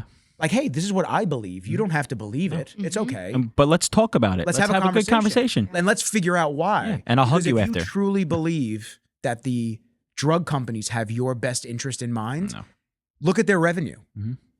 Year over year, look at their revenue. Look at how much money they're making. And look at the diseases and life expectancy dropping. Why? Yeah. I thought they were fixing everything. I thought if I took this pill, it would get rid of all of my inflammation and all of my problems in my body. Mm-hmm. But actually, it just caused 4 other problems. Yep. And I just had a stroke. And you're on another medication. And I'm on another medication Yeah. to balance out the medication I took for the original problem. Yep. Whereas if I just took all the bullshit out of my diet and I maybe drank, let's say, I don't think it's the cure to everything, but maybe I drank filtered water Yeah. and I remineralized it and I drank clean stuff. Why do you think that some of the best drinking water you can have is natural spring water, like from the source? In France, all these places in Europe, they have places where people walk around with their canteens, and it's a natural spring, like off spout Yeah. of the actual stream. They literally just put their bottles underneath it. They get Fill the it up, water, drink it. and they walk. Yeah. It's got some of the best TDS, total dissolved solids, into water. So your potassium, your sodium, all of the different minerals that you need. And you just filter water out, that's great, but it's not mineralized now. So now it's basically flat, dead water. To add it There's back nothing in. in there. Yeah. And then the problem with that is, from what research and people have said, is that as you drink it now, it goes through your body. And because the water absorbs in some capacity, it's taking some of that minerals from your body. So you become more deficient. So you drank something that didn't have any benefit to it, and now it actually stripped you a little bit of the minerals. Which makes you go back, which means you spend more. Exactly. When you see I'm going to talk shit about smart water. You're good. When you see water like that, what does it say on it? Smart water. Yeah, but what is it? What type of water? Vapor distilled water and electrolytes for taste. Okay. Purely balanced pH. Does it say purified water anywhere? Don't see it. You got Purity you can taste. Purified water is basically as if you Yeah. had just used water through a Brita. So they charged Dasani, Poland Springs, and natural water, but Dasani, what are the other ones? Evian is one of the best waters you can drink. What about Voss? Voss, I believe, is good. Yeah. I don't drink too much Voss. The bottle always freaked me out. Glass bottle. Yeah, it always felt too fancy. My bougie sister always goes to Mountain that. Valley, the green. You see everybody drinking Mountain Valley water. Very good for you, but you want to make sure that you're drinking spring water. That's what you want to drink. There was contamination efforts with Fiji recently, over a year ago and whatnot. The unfortunate side is, like, once profit margins are at stake and this and that, you start seeing companies cut corners, and by cutting corners, it's not always the cleanest. Yeah. There's and I want to get back to the marathon, but this is what happens all the time. Hey, I love it. There's a constant battle of people saying that there's a secret demonic agenda when it comes to liquid death. Yeah. That, why wouldn't you call it liquid life or whatnot? It's like, it's very demonic in terms of, like, the water and their messaging and whatnot. Yeah. But they did used to advertise that it was French Alp water, and now they've switched. Now Not they're anymore. using water in the Everyone's US. walking around with it now, so they're making Why would money. they? Now they're making money. So how can we make More money. Yep. That's the unfortunate side that it gets to. Yep. Like, how can we 10x this and make our shareholders even more happy with us? Well, we could just, the original water was better from France, but we could probably get it from the US somewhere, and it'll be cheaper for us to manufacture. Yeah. So it all circles back to businesses. Yeah.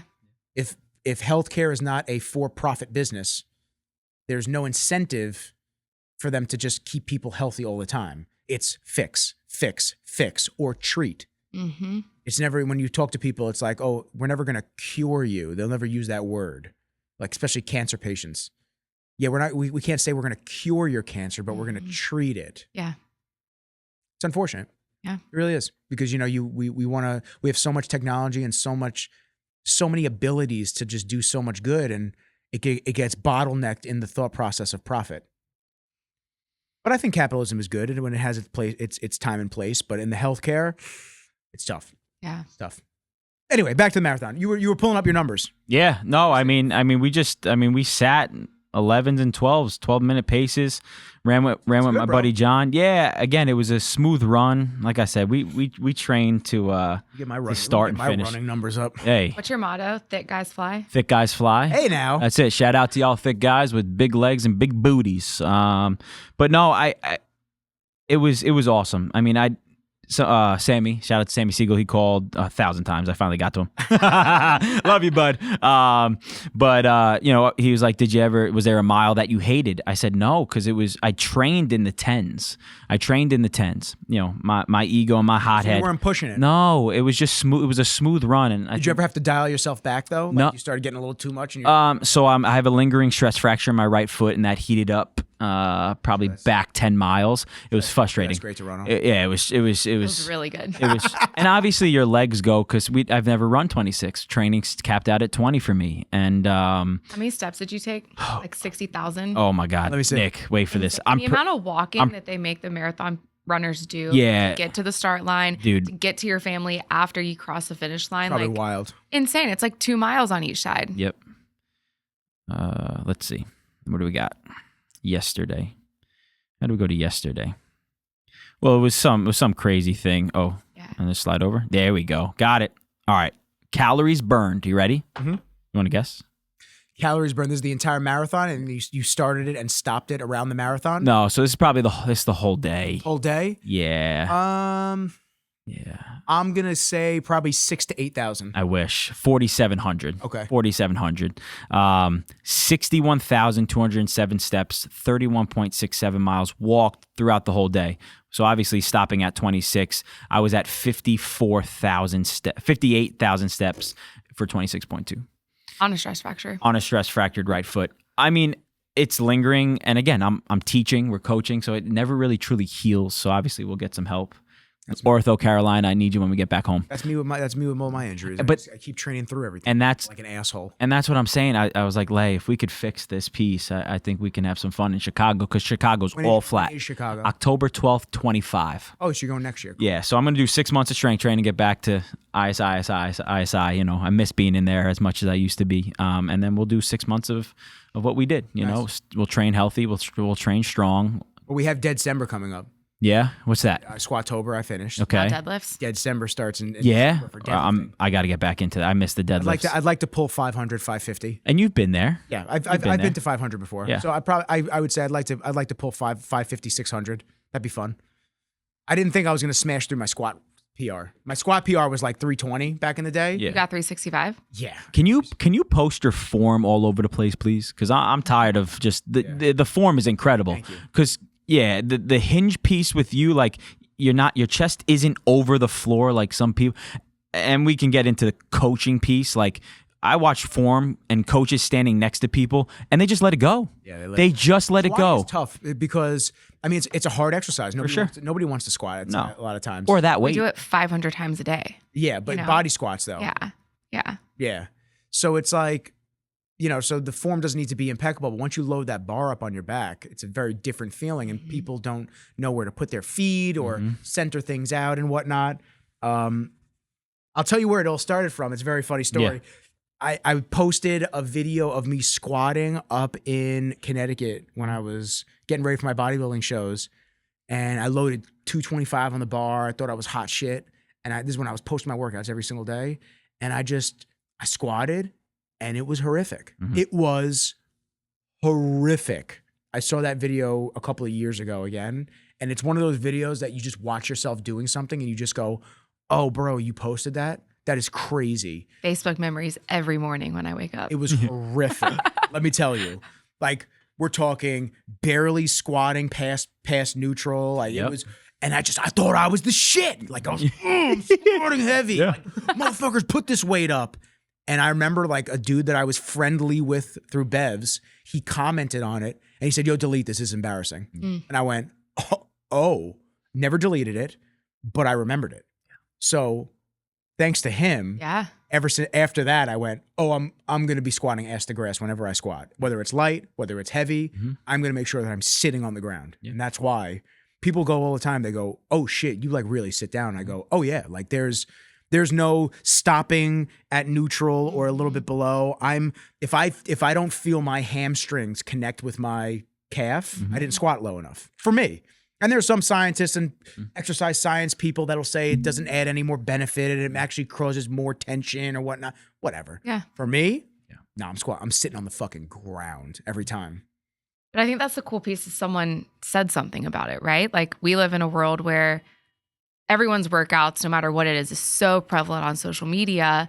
People are scared to say something. I don't want to hurt their feelings, or I don't want to make that coach feel less than. And we're not all perfect coaches or members at gyms, but like someone said something and it made you a better person because Oh yeah. That fueled me to get better at Yeah. squatting. I was like, oh, okay, yeah. Yeah. I'm never being spoken to like that again on the Yeah. internet. And then go into what it's done for you. Like you just said, you just changed your projection of squats.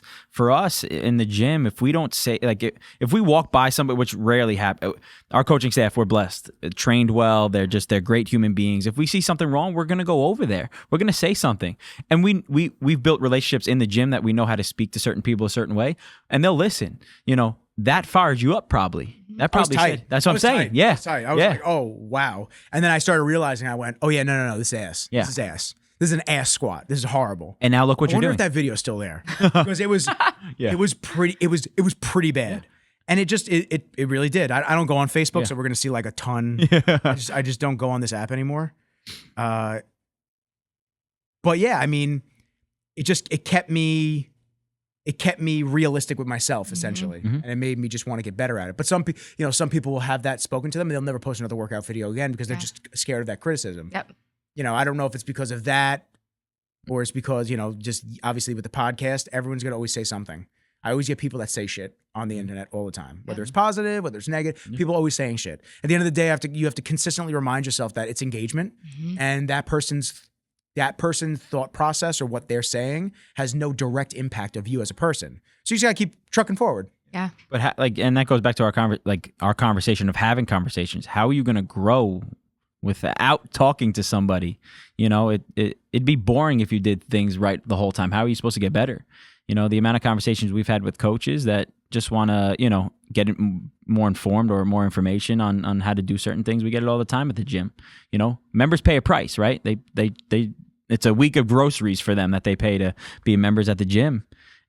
We got to give them that value. Yeah. I say it to the coaches all the time. We preach it. You have to give them a $180 value every single time they're there. And that's, you have to do it. Otherwise they'll go to Crunch Fitness or wherever, no knock, but a box gym, and they'll go do their own thing. Mm-hmm. It's gotta be up here. Can't wait to see little Nick squatting. It's gotta be up here. This is like tiny. Yeah, here it is. This is Tiny Nick. I thought I was the shit with Dude. my belt. So- My wife beater on. For those that need to be told, a wife beater is slang for yes. an Italian tea. All right. He never beat a I don't actually beat women, fucking people. Like, someone say, "Wait a minute." Let me we're watching the That video right now. is Yep. Horrible. We're watching a video That's right all now. ligament. Let me talk about this Nick Rizzo. What year was this, Nick? Fuck. Pumping squats for days. Got to build these wheels so they stick through the board shorts. Dog. What year? No quads are getting sticking through the board shorts. Was that the year we went to the movies and you brought your salmon and had it in the movies? That smelled good, I bet. Or we watched the Super Bowl. comments. We watched It's the supposed Super to be a Bowl. parallel squat. I'm just wondering. Yeah. Got to go deeper. It's all on the way up. I remember him coming over for the Super Bowl. He brought I must have deleted that comment. your layered lunchbox. Every 2 hours you would have to eat. Mama made chicken cutlets. Yep. He didn't eat them. Nah, man. Yeah, I was very regimented back then. Yeah. It doesn't say. This has to be 2013, 2014. Yeah. So that's 10 years ago. 10 years, yeah. And now look at the difference. Homies. Yeah, it just, you got to, there's how many people need to humble themselves when they Yeah. go to the gym too. Mm-hmm. You have to understand, like, and I had that thought process when I was younger. I would just grab the heaviest weight I could grab, and it didn't make sense for what I was trying to do. Especially when it was bodybuilding focused as opposed to strength training. I was focused so much on building muscle, but if you're just grabbing the heaviest dumbbell, hitting it for 2 reps, that's strength training. Like that's not what we're trying to do. Right. That's why this program for Squattober was so cool. Yeah. It was so cool that I got in, I did my stuff that I had to do, and I dipped. That was it. As opposed to, oh, well, now I'm going to hit side raises, and now I'm going to hit chest presses. And it was like this, my workouts used to be this long, drawn out thing, and it doesn't need to be like that. No. I mean, you could speak on the gym. It's 50 minutes in and out. Yeah. 50. Well, that's what I love, and I want you to talk about this because that's what I loved about OG. I really did. Yeah. I loved that I got in. I did what I was told. Yeah. Mhm. And I fucking left. And that was it. It was beautiful to be able to do that Yep. as opposed to sitting there and just going like this. Well, fuck. Yeah. Well, if I do that, then I'm going to do this and I'm going to do that. Okay, I guess I'll do that. It's just like, nope, there's the workout. Let's go. Get it going. Do it, get in, get out. Yeah.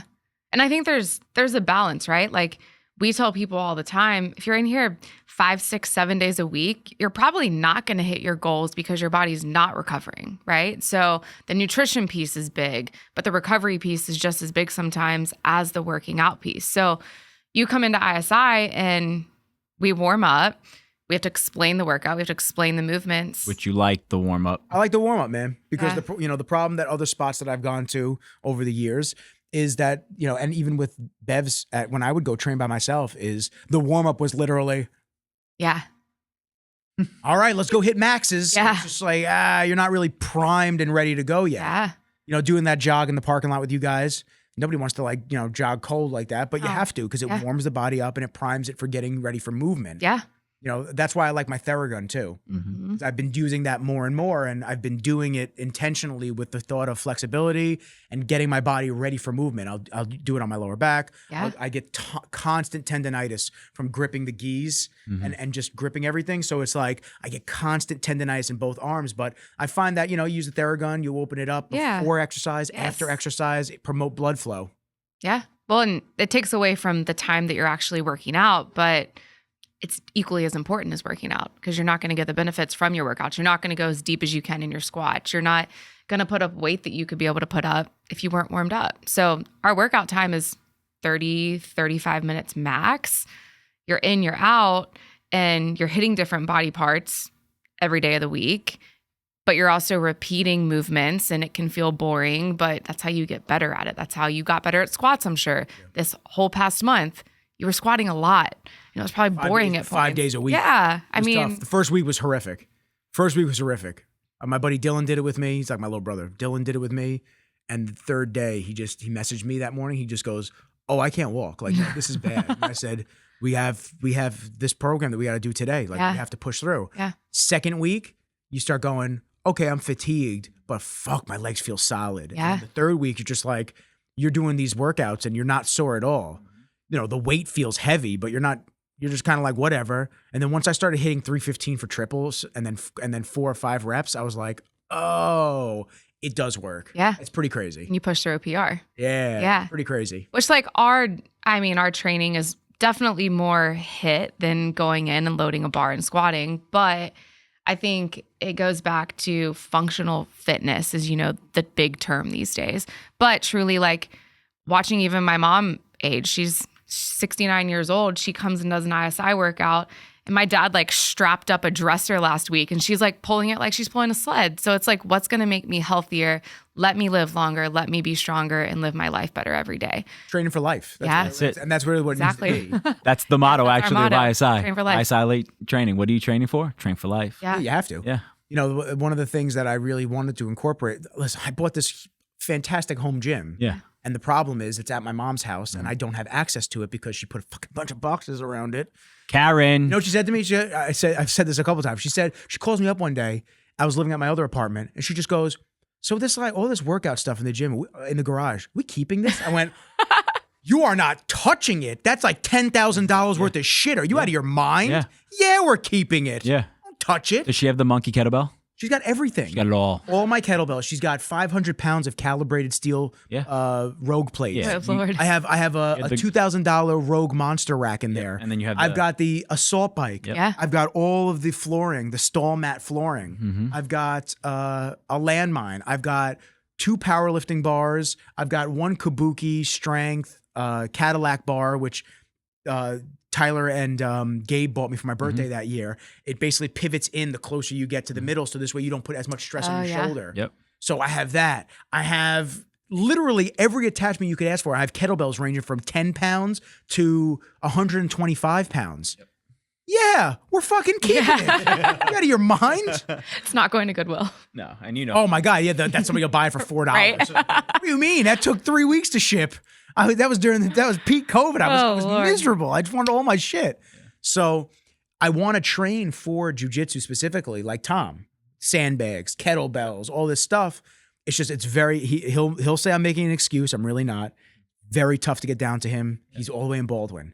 It's very tough to get down to him with needy things in my life and work and things that I have to do. Yeah. So that's why Squattober was so welcome, because it's like, oh yeah, I need something again. I need like a little program that I could jump into. And that's why Dead December is going to be great. By the way, side note. Yeah. I was talking to my friends. Evan from OG did Squattober. Okay, He was awesome. messaging me every day like, this is fucking hell. I was like, yeah, man, get ready for Dead December. That's awesome. Get ready for Dead December. But I was talking to him and I go, yeah, I don't know why they don't do Benchuary.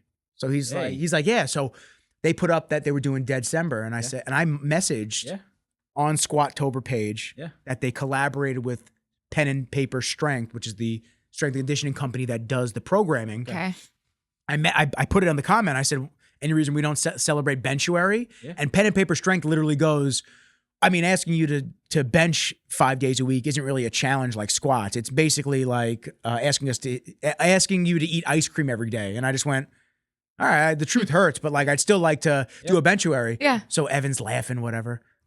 Bro, he messages me like 3 days later. Yeah. He goes, yo, can you believe this? Now coming soon, Benchuary. Let's go, baby. That's awesome. I wrote on the post, I said, I'll accept my apology and a free t-shirt. Let's go. Thank you. Because that's bullshit. That's awesome. Some kid said Benchvember. I'm like, you're an asshole. Not Benchvember. You get so many different variations. Yeah. I don't know if they're going to do it for January or February. Now, is it just a straight bench, or are you going to go different variations? It's whatever they do. Whatever they do. Got it. They do all the programming. It's fantastic. How did it feel? How did it feel to be back at Bev's? It felt good. Yeah. It felt good. I'm actually going to shoot some videos for Steve. Okay, cool. For four Bevs. Yep. So that's going to be nice. I've been bouncing around to some of the gyms because I've been shooting some stuff with AN, Nick, and we're actually going to film a picture next week. Awesome. Mason from the Athletics. Okay. That's cool. So I'm going to Pittsburgh next week with Karolakis to go film him because he's part of the team. Awesome. That's awesome. I don't know if I'm allowed to announce that. Sorry. It's out there. Nikki now. K's the man. I like that guy. Yeah, they've great products. I gotta be honest with you. Yeah. AN stuff is really great products. It's a nice water bottle. Yeah, do not open that because I don't know what's in it. I don't know if it's coffee or a protein shake. Yeah, there you go. So it's been good with them. I do some stuff with Condemned Labs, with shout out Mike and all the guys over there. Yep. So it's been good. I'm producing a podcast that I can't really talk about, which is with somebody that everybody knows. I'll tell you guys off air. Beautiful. It's cool. So yeah, things are good. A little bit of this, a little bit of that. Yeah. Yeah. So now you got Chicago that you're going to be doing. Are you going to do it with him? I'll train with him. Do it with him. But okay, so here's the thing. Come on, do it. No, I wish. I know. You don't have to wish. She's got plenty of time. She's got a She year. does. And I kept telling myself the energy, I will say, is, I mean, you look at people and like he said, all walks of life. Truly, I feel like I saw more people over the age of 50 than I did under the age of 50, which is inspiring in itself. But I told him I would train with him. And like, if I get to a point where I'm miserable, that's fine. I'll stop. But I think you'll enjoy it. Yeah. Because you are an athlete. Yeah. You always have been. Yep. And I believe that once you get into that mindset of like, oh yeah, we're doing this. Yeah. You'll be right alongside him. Exactly. All right, come on, babe, wake up. It's time to go. And they call it the marathon bug. You know, she thinks I'm crazy, but in 2 weeks I'm running the Charlotte half with a couple of people we know and stuff like that. That's everything though. Yeah. I see it with High Rocks. I see it with jiu-jitsu tournaments. I see it with everything. You do it once and then you're just like everyone you see, it's like, okay, I'll sign up for this. But the common thread is it's keeping you healthy. It's keeping you motivated. It's not like we're doing anything stupid or dumb. This is healthy stuff, you know, and I feel good doing it. You know, I look at running as prolonging my life. Every mile I run, I'm getting healthier. Not 31-year, almost said 28-year-old Vinny. 31-year-old Vinny. It's crazy. I do that sometimes. 31-year-old Vinny. 75-year-old me is going to thank me. 80-year-old going to thank me, right? And that's why I train also to be a strong husband and a future father and a son and brother. But the big piece is I want to be on this earth as long as I possibly can. And that's why we tone down the diet. That's why we're going to keep going. You know, I have high cholesterol. I'm hoping to get off meds as soon as possible. I'm hoping the running is going to do that because that in itself, as you know, you've been there, you know, with the crazy stuff that you went through. You know, I don't want to be on medicine. But if right now they're telling me it's going to make me healthy, well, I'm going to find a better way, you know, because I don't want to put things in my body. How are you eating? We've cleaned everything up. I've lost. What does it mean when you say you've cleaned everything up? Whole foods, except for chocolate chips. Yeah. Except for the last couple of days, I've ate a lot. That's of pizza. okay, but I'm saying generally, what are you eating each day? 3 egg bites. I make him egg bites. Okay. So he has egg bites every morning With spinach and then bacon. usually beef and potatoes for lunch. Yep. You don't really snack. Do you No. track your food? I should. I have in the past, but Oh, we had this conversation. yeah, yep. That was fucking Yeah, insane. yep. That was She was doing it insane for that me. Time. Yeah, I know. You got mad at me. I was flabbergasted. I wasn't mad at him. I was I know. speechless. I know. I said to him, I said, yo, track your food. Yeah, yeah. And he just goes, oh, well, Leia does it for me. And Yeah. I went, what do you mean Layla does Like it? I track my food, but I can't. He's like, know. oh no, well, she tracks it for me. I go, well, what happens if you are out and you eat something? Yeah. And you just message her, hey babe, Oh, I just had this. Can you log this for me? I was like, nah, bro. We got to get on Hey. that tracking. Yep. She's a great wife at the end of the day. That's Fantastic. what that means. That- Yep. Fantastic. Because I would, if I was your wife, I'd have been like, yo, brother, I know. get that app on your phone. It's there. It's Yeah, there. it's there. It's just dormant. yeah, he paid for the year subscription. know. For which one? Which one do we have? My Fitness Pal. My Fitness. I'm just kidding. I'm gonna jump out this fucking window. My Fitness Pal. My Fitness Pal. Okay. I use my Macros Plus. I used to Okay. use my Fitness Pal. Mm-hmm. My Fitness Pal has a much better database Okay. of foods to Yes. scan the labels of. Yeah. But my Macros Plus I found was like more fun Mm-hmm. and more easily customizable for me to just be able to like track. Yeah. I'll have to look at it. It just kept it like real, like my remaining macros and macros I've eaten so far at the top. Yep. It just kept it very Yep.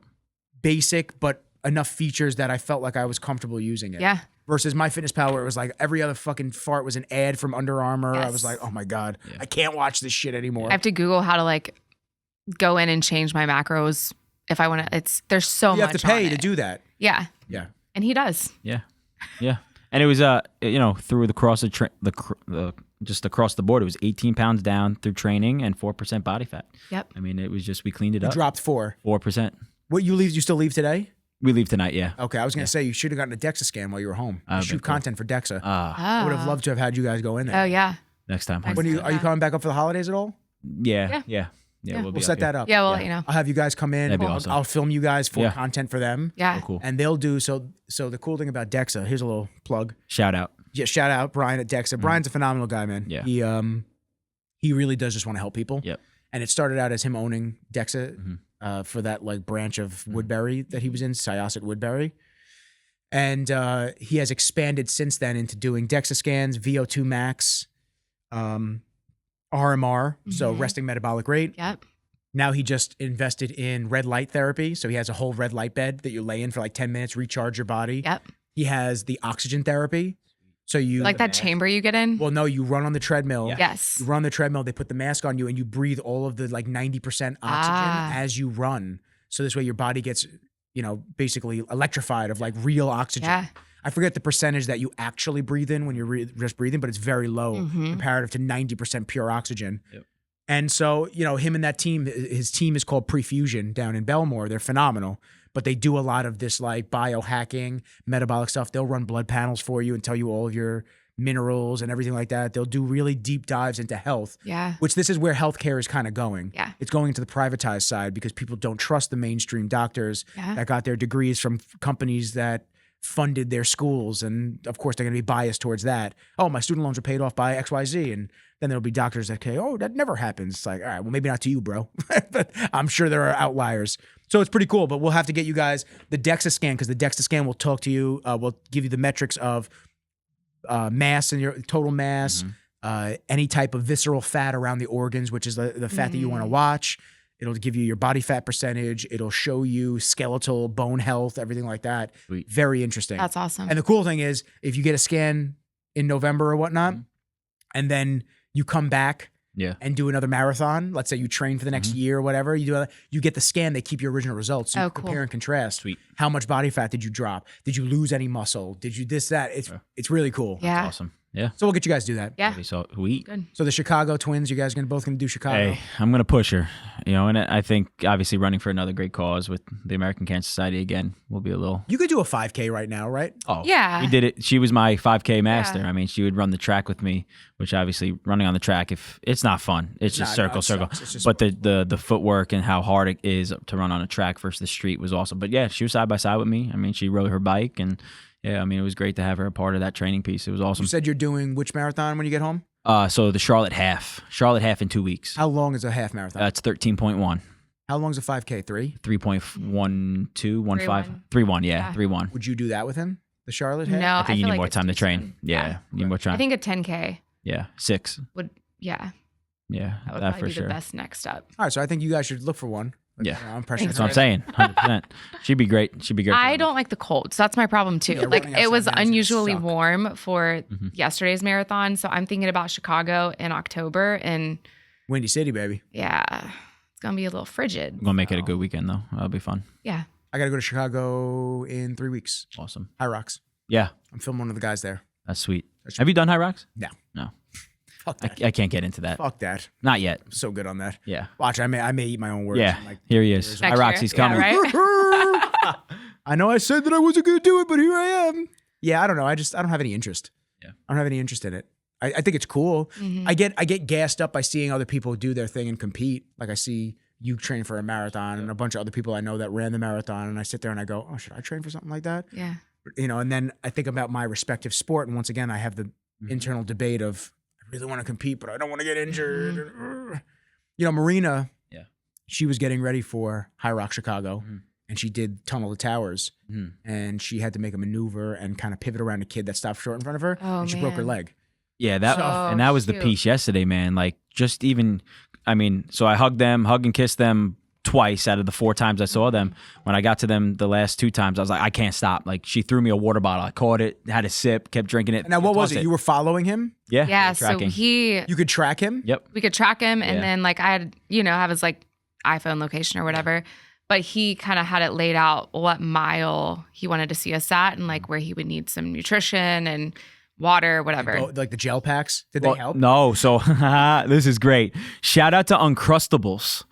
Like Uncrustables. Nutrilife. Yeah, well, Uncrustable. yeah, so Help. Layla's definitely allergic to all nuts. So That's right. That's why you have to fly Delta. Yep. That's why we Fuck do you, it. Delta. Yeah, screw you, Delta. American Airlines, I'm just first joking. class only. I'm joking, No, I'm Delta. I wanna just sponsor kidding. the podcast. Yeah. She's going to be off after this episode. Get the She's gonna kid come back around. again. Send the check. Send the check. Flight's not free. No. So we went with what was this brand called? This was I think Nutrilife. Nutrilife, yeah. So it was sun butter and jelly, and I would have one every 3 to 4 miles. And so You I didn't feel like that was too much in your stomach running? no, because I had a whole Zach's routine. motivated him, Yeah, probably. I was motivated to eat, man. Because again, think about all the calories you're burning. Your body, I've never done that before. 4,000 something calories in that span is unbelievable. So my body was asking. I also had GU. Shout out to GU. I was eating their gummies. The gels for me, the texture and the way they tasted was not. What for is the me. texture like? I've never tried it. I couldn't. I want to say like a slushy, but like it was a little bit. I don't know. Like warm, probably. Yeah, warm. I just no. We went with the Uncrustables, and then we went with the Goo Chewies, which was like 90 calories per 6 of them. Do you know who Nick Bear is? Yeah, so I used his supplements. Yeah. Yep. I used his electrolytes. Yep. BPM. Amazing. Thank you. So my buddy Josh used to Phenomenal. film for Nick in Texas, and I met Nick Nick. before he blew up. Nick's. I met Nick yeah. at his warehouse in Texas. Really. And we trained at Yeah. his gym. Yeah. And he was, super nice guy. This is before. I mean, he was big, The way but he didn't pop off yet like he Yeah. is now. Yeah. Very, very down to earth dude. we gotta give credit where credit's due. Oh, Those are the electrolyte Yep. packs, right? So I have his Shove them in the waters, Yep. toss So in water. He was my electrolytes, and then he has the electrolytes plus the carbohydrates. So I took that before an hour before the race, and that was 350 grams of sodium. And then I forgot what the carb intake is, but he was that, and I got to shout him out. Human Nutrition through ISI. They were my protein and my creatine throughout training. But so those were the 2 supplements that I used. I mean, it was great. Nick does his content is unbelievable. His content's great. The way he moves for his size, unbelievable. Big boy. Unbelievable. Big boy. And it's just very motivating. And I would watch it, throughout runs and stuff like that. He does a great job. Yeah, he's nasty with it. He's a very nice, humble dude. Yep. Ex-military. Yep. Obviously a big piece why I followed I don't it. know if they. There's some people that hate when you say ex-military Yeah. because we're veterans. Veterans, now. I'm yes. Like, all right, I Yeah. get it. So I mean, no disrespect. No, baby. no. disrespect. He knows we love him. But yeah, it was great. Obviously, I would love for Layla to run and be a part of that one day. But yeah, Chicago 25, man. Chicago 25. But I can't wait to get back to ISI and start lifting. I can't wait. It's good. I miss it. Are you gonna do December? Hey, I don't. You gotta stay committed. If you're gonna do it, you gotta do it. You every have day. to. Well, I got to talk to Phil then, our head of coaching. I got to tell him we got to add some more deadlifts every day. every day. Well, you could every do day. it. Just you Yeah. just can't train. I mean, I don't think. What's the heaviest weight you guys have there? So we got new barbells. Like real barbells. Real. Yeah. Yeah. You had like the little short ones. Yeah, we got the big ones now. Yep, upgraded. Couldn't tell you what What? What type the of max barbells? would be. So I mean, we could probably go. Well, they're 35-pound barbells. They're big though, right? The barbells are 35. they're the short Olympic ones. Yeah. Yeah, you gotta get Yeah. real. You gotta, Yeah. you're gonna have to go to like a spot, like an Mhm. actual like Yeah. strength Yeah. training spot. Yeah. For Yeah. sure. Which you have plenty down there. Yeah. I For like sure. that gym that we went to that day. You went? You liked it? I like that gym. That was fun. Where'd you guys go? Which one? Court Poppy 24? gym. I was hitting on the girl at the front counter. Was it like? Oh, did they you have, go to like, Court the- 24? Yes. Yeah. You went They to have like Court the 24. neon signs on the Yeah, walls. yeah, Yeah. Yep. Beautiful gym in Charlotte. been. Yeah. I mean, people rave about it when they Yeah. go. It's clean. It's clean. It was cool. They got all the best I'll stuff. tell you what, they had a lot of Arsenal stuff. Yep. I hit on the girl at the front counter. Yeah. I got hit on by one of the gay guys at Yep. the gym. Hey, Yeah. welcome was good. to Charlotte. Yeah. He's like, oh, he's like, you're down from New York. He's like, Yeah. you see you around here more Yeah. often. I'm like, wow, you're trying to get me to move down here too. That's along it. With along with Vinny. I told them all. Yeah, he just told everybody. He was awesome. But no, that was it. Are you gonna do December? If he does, I'm in. All right, come on, let's go. I'll do We it. got to do it. We got to find a gym. Yeah, you do it just for the month. I joined Bev's back just for the Yeah. month. Yeah. Let's We go. probably have a gym membership I know. somewhere in our bank Somewhere. account. We probably Yeah. pay for it somewhere. All right, let's just get a barbell and put it in the garage. We have one. Yeah, but We it's actually- gonna be more. Do It's we? gonna be more than that. They do accessory work and whatnot. Okay. I'll show you. I'll show you All right. guys. Yeah, I want to see that. Listen, I want to be respectful of you guys' time. No, you're good. We're an hour and 50 minutes in. Yeah. How? It goes quick. Yeah. Nobody ever notices that. It goes quick. You guys got a lot of stuff to do before you leave today. I want to show you guys the apartment and, Yeah. and we'll go walk. Yes. But I'll carry him. Yeah. But He needs a right foot. first and foremost, Yeah. I love you guys. I love I you. appreciate Love you you. guys coming and hanging out. Thank you. Chopping it up. This was awesome. Congratulations Yeah. on the marathon. The first You of just bite many. it. Yeah. The first of many. Bite it. Yeah. Oh, it is. It is. Is it like it real? Yeah. It's heavy. Yeah, it's heavy. Yeah. Here. It's not plastic. I'm biting right where you bit. Yeah. Oh yeah. Look at that. Right? This is awesome. And what do you have to do to get your shit engraved? on Well, it? that's, We need to figure it out. I'm sure your dad knows how to do it. Well, they didn't offer this as We a down service. his workshop. I'm sure we could send it in somewhere. Yeah, I don't know. There's got to be You instructions. know Why did everything. they not have like an engraved? I would think there would be someone at the finish liner. Yeah. Right? I was blacked out. Time. Name. Okay, here you go. Next. Like fucking thousand Yes. of them. Yep. I know. That's awesome. First of many. That's exciting. Yep. And if you guys want to put your social handles, if anybody wants to get in touch with you guys Ladies in the North first. Carolina area, come Yeah. in for a workout. Yeah. I'm Yep. sure you're gonna have your people listen to it back home too. Yeah. So It's at ISI Dilworth. ISI Dilworth. ISI Dilworth. Yep. And what's your tag? Layla T. Orlando. Say it louder. I don't know if I. Layla T. Orlando. Hey, now. Missus. The missus. Yes. I love it. That was It's a great wedding. It's a great feeling. Great wedding. We had a great time. 103 degrees outside, but we partied it up afterwards. I Are you know. hot? Oh man. I know. I just, you know what? Everybody was like, the conversation was generally, they're just like, yo, it's going to be hot. And I just go, oh, no. He knows that it's going to be hot. Mhm. Yeah. And we're wearing these suits. Mm-hmm. I am fully prepared to sweat through this suit. Yep. And I don't care. No. Yeah. Like, I'm just like, if I don't sweat through this suit, there's something wrong with me. Hey, we did a good job with them though. They didn't. What? Nope. They didn't show through pictures. Nothing. I didn't see anything in pictures. Yeah. Well, no, because I didn't, it was my back. Yeah. It was covered Mm. for that Yeah. time. Yeah. And then once the dancing started, that was Yep. it. It was like, Yeah. Game Game over. it was gone. Yeah. The mozzarella. And then everybody started like touch. I was like, don't. I'm like, it's drenched. Yeah. Don't touch Yep. me. I promise. It's gross. Girls couldn't keep their hands off of you. Oh, it's so crazy. They were just like, oh, Nick. Charlotte girls, come get your boy Nicky Rizzo. Oh, man. Give me a job and then we'll talk about getting me down there. Get me a job. Mr. Vinny, Yeah. social handles, anything? At Coach VO20. That's it. At Coach VO20. I try to be as motivational as possible, and that's it. She's got the gym, coaching a ton, and teaching. That's it, bro.